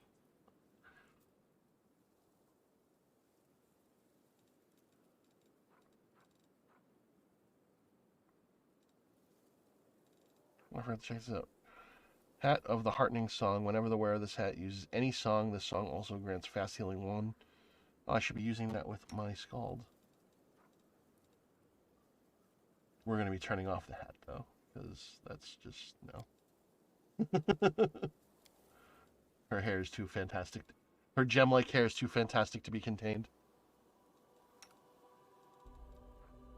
Cloak of Resistance +1. Oh, what's this one again? Blood Clarity. Whenever the wearer of this Cloak of Resistance +2 lands a killing blow, they gain immunity to mind-affecting conditions for 3 rounds. Let's throw that on my main character. Because reasons.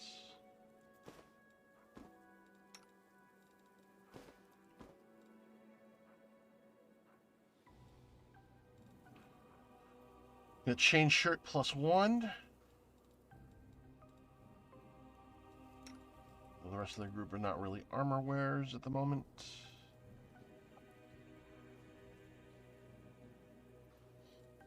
Actually, I should make sure he has these.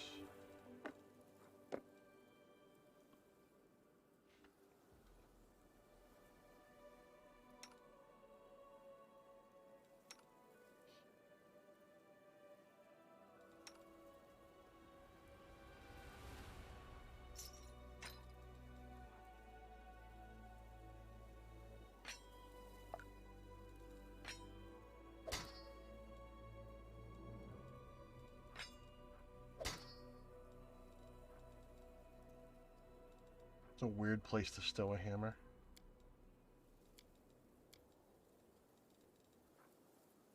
That just looks weird. It should be on your belt.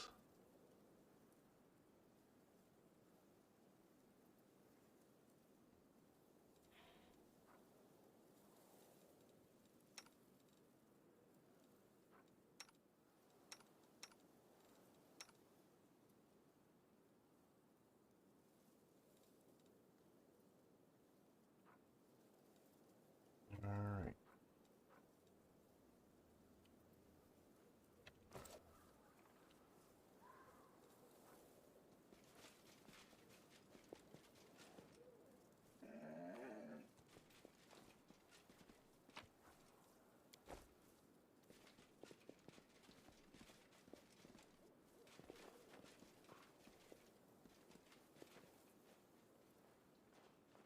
Anything else around here? Nope, just the exit. Alright, away we go.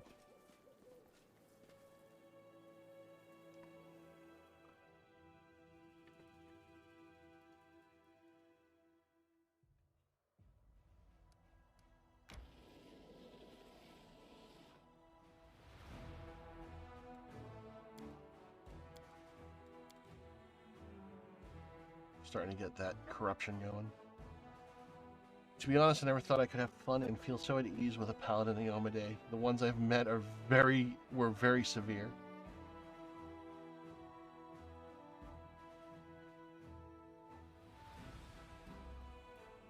I never thought I'd see a cleric of Shaylin on this crusade willing to risk everything. The goddesses brought us together for a reason. They wanted to rid us of our prejudices.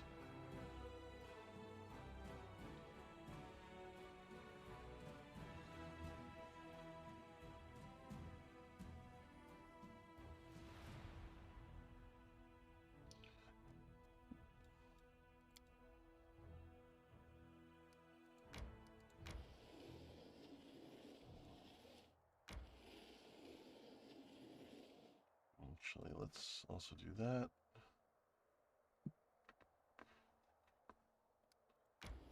Let's go knock out this demon army. Pursue! Never let the enemy run away, especially an enemy full of demons.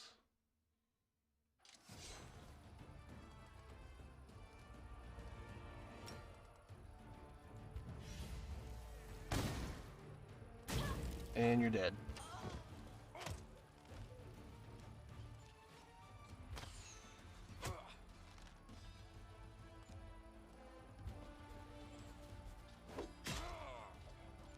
Brutal.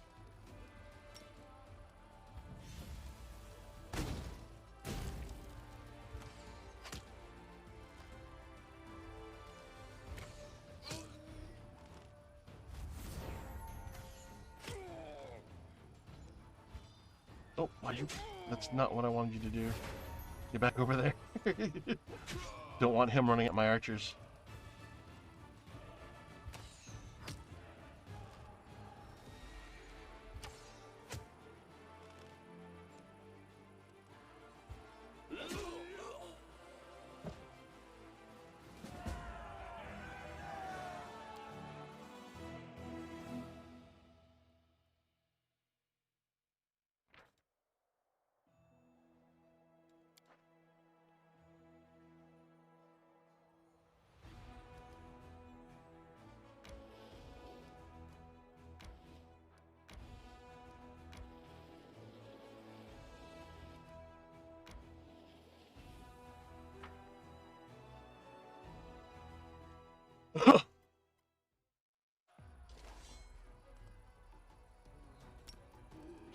Undead. Whites and zombies. The whites are more of a threat. Have some fire.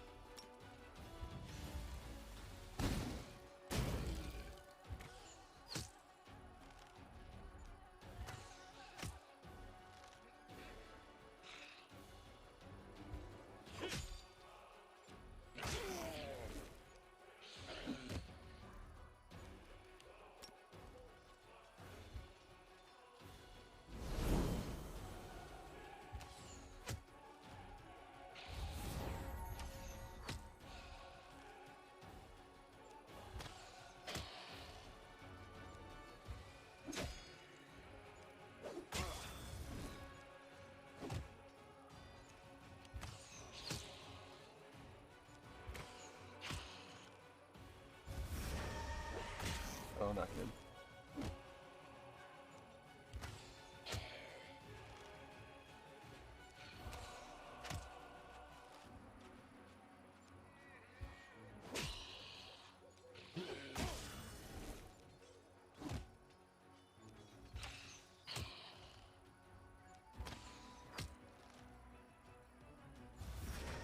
Damn it.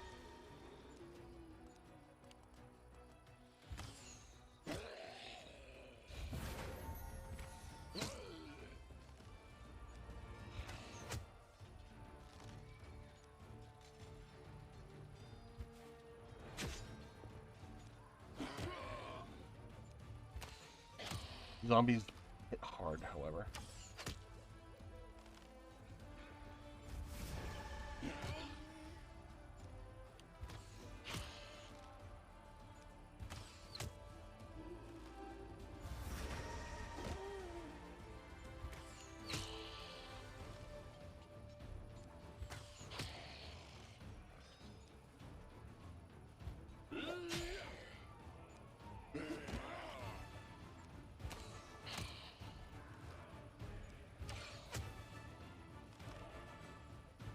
We're gonna win this, it's just gonna be costly. Whoops, that's not what I wanted to do.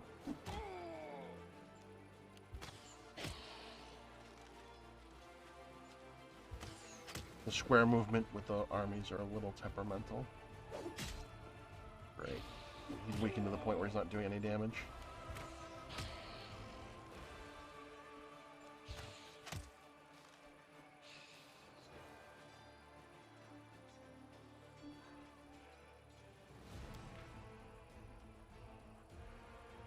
Units attacks apply a -1 penalty to all ability scores. Yeah, he's been drained. That army's been drained to ineffectiveness. Oh, 2 damage. Full 2 damage.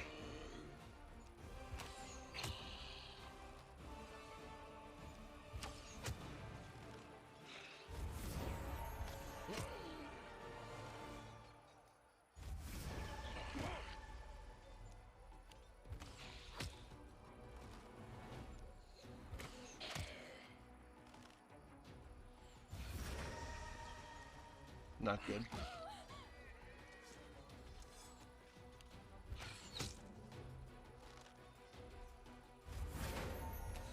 There we go.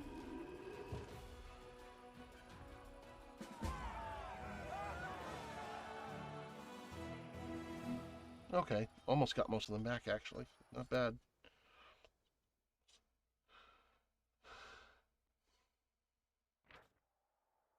And treasure found. Crossbow of Judgment, +2 heavy crossbow.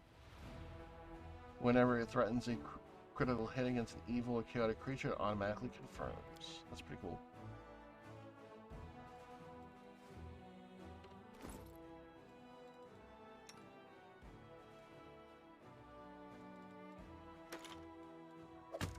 And I'm gonna give it to you only because you are slow like a dwarf. So as I move up into melee battle with you, I can perhaps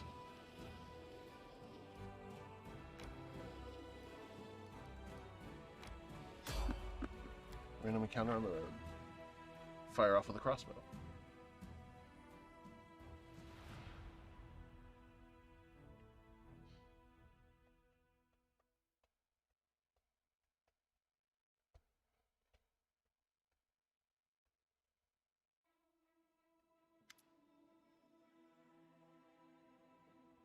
Commander, we caught a suspicious lad on the road. He says he's an ally and he's desperate to talk to you. Who knows who he really is? The young man before you is trembling, from his wounds and exhaustion. His boots are in tatters, and if he had any weapons or armor, he shed them along the way. His clothes are torn, his hair is wet, and he recently swam across a river. Blood oozes from the wounds on his chest and shoulders, and his skin is cracked and inflamed from the acrid water of the world wound. Commander, the man breathes heavily, and his words emerge as a whisper from his dry throat. My squad, ambushed, beyond the river. Help. Give our guest some water, something for his wounds. The knight's wounds heal with the help of a magic potion. Taking a gulp of water, he catches his breath and snaps to attention and begins again. Yakir Enkel, Hell Knight of the Order of the God Claw, and under the command of Paralictor Rigel Durange. Our squad is under attack by demons far surpassing our number. Without your assistance, we are lost. Hell Knights. They've supported the Crusades for more than once in our battle against demons. Despite their Erebeth cringe's questionable reputation, we cannot abandon our allies in trouble. If they're really our allies, then of course it's just... Aniva looks Yakir over closely from head to toe. I kind of think this isn't a knight at all. A real Hell Knight would be skinned alive for losing his infamous black armor. What we see here is a stranger without rank or insignia who wants us to march to God knows where. Kind of smells like a trap to me. The philosophy of the God Claw is dangerous heresy. Iori teaches that each of us has his own path to perfection, and we must follow one path, not 5 at the same time. It's very monk-like. Iori gained his divinity through the iron of self-discipline and of his self-discipline. He's an example to us all. But he was once just a mortal. How can we worship a relatively new deity while refusing to pay tribute to those who created the world? We, the Order of the God Claw, are convinced that Iori himself treats the elder gods with due respect, and thus befits us to do the same. That was kind of a test, by the way. Yeah, who's attacking you, and why can't you handle them on your own? Large creatures from the air, some fighters and others are at a guess. Clerics with dangerous divine magic. They look like stone come to life.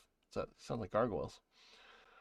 I am almost certain they are gargoyles. They fell upon us from the sky and are setting up the camp of the most vulnerable, and they caught our forces at partial strength. The Paralictor had dispatched some of our troops as scouting teams. The fighting beasts didn't fight us. They just fell on us from the sky, grabbed our fighters, and either took them somewhere or threw them to their deaths. We were unprepared for that. Where's your squad now? Not far. Not far from here, beyond the river.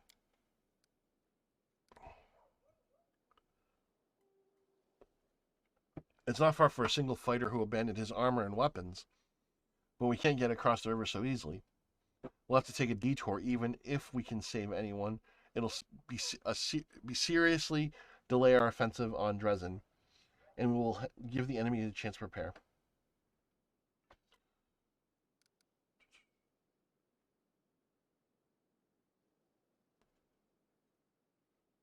Let's see. What do my companions think? Your companions look at their guests suspiciously. Hell Knights, with allies like them, we've no need for enemies. If it suited them, they'd abandon us to the demons without a second thought. But we're not like them, are we? We have to save them. Looks like a trap to me, but even if he isn't lying, Dresden is our goal. It's our offensive. If our offensive is delayed, we won't get another chance to retake the city. The Hell Knights are heartless executioners. Saving people from the claws of demons is a good cause in of itself, but these people are doing everything they can to become just like the devils. Shaylin, forgive me, but I fear we should leave the Hell Knights to their fate and continue our offensive to Dresden. Do you recall Prelate Helrune? Well, picture an entire army of soldiers just like him. Do we need allies like that? If they die, I shan't shed a tear. We should help them, but only if they join our forces in return. We could use some fresh blood. Hell Knights? No. Not for all the gold in the world. Don't you know what kind of people they are? One minute you're just going about your business, and the next you're locked in the stocks with a butcher's, and there's a butcher in black armor standing in front of you. I don't know who these knights are, but if they are people suffering out there, then of course we have to help.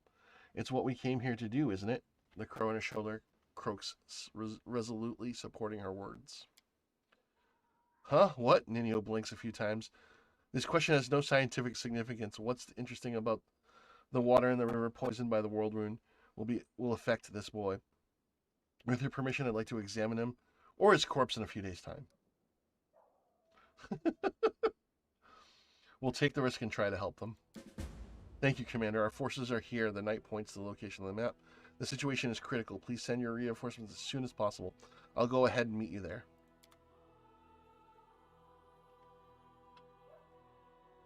Alrighty.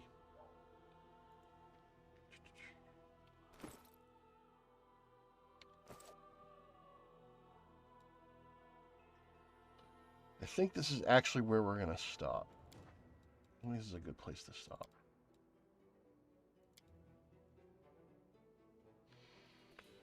All right.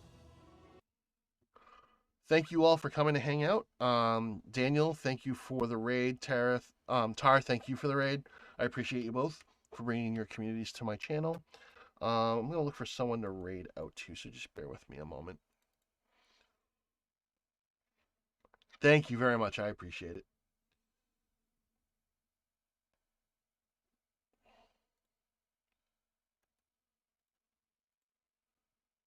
Let's see who's on.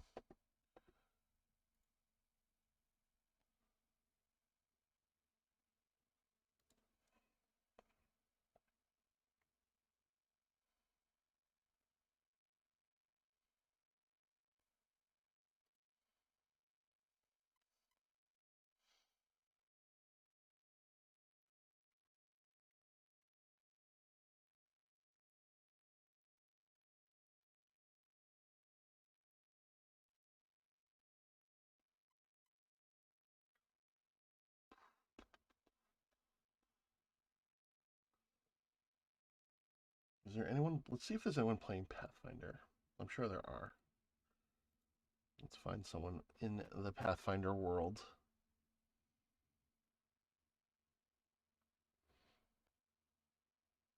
There's only a few, but there are some.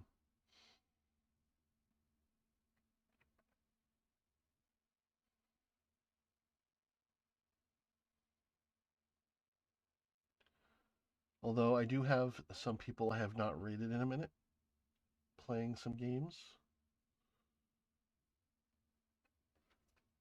I haven't raided our friend Jinx in a hot minute, so we're going to send it her way. Jinx D. Marie is a part of the Safe Space stream team. She usually co-streams with Tuggernaut. Can we get them both shoutouts so that we can get them both follows? Well, we're about to raid Jinx, but let's get a Tuggernaut a shout out. Because they usually co-stream together, and I do see that he is live as well.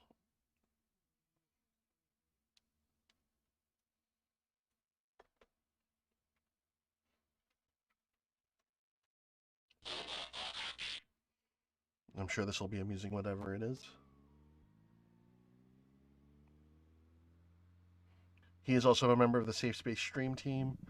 Very chill individuals. Doing the best of what we got. They have very chill vibes. Highly recommend checking them out. They are playing Minecraft right now. We're the best. Yep, they both are on Minecraft right now. All right. So, the next time I will be on is Friday. We're going to be doing Final Fantasy XIV with my wife and moderator Lumina Dragon. Probably just daily raids and stuff like that. And she is on tomorrow night. What are you playing tomorrow night? Finishing that Legend of Zelda 2. So Zelda 2, Link's Awakening or Link's Adventure? What was the name of that one? This is Adventure of Link. Adventure of Link. Thank you. Let's give her a shout out real fast. We just made a homemade nut cannon. Nut cannon. I remember that clip. Yes. Yes, we have made a homemade nut cannon. And we are going to fire nuts at the squirrel on the stage. Fire these nuts. There goes nutting. All right. So until next time, be safe, have fun. All will be well. Please take care of one another, and I will see you all Friday. I hope you have a great rest of your week. Please hang out for the raid. Talk to y'all soon. Bye.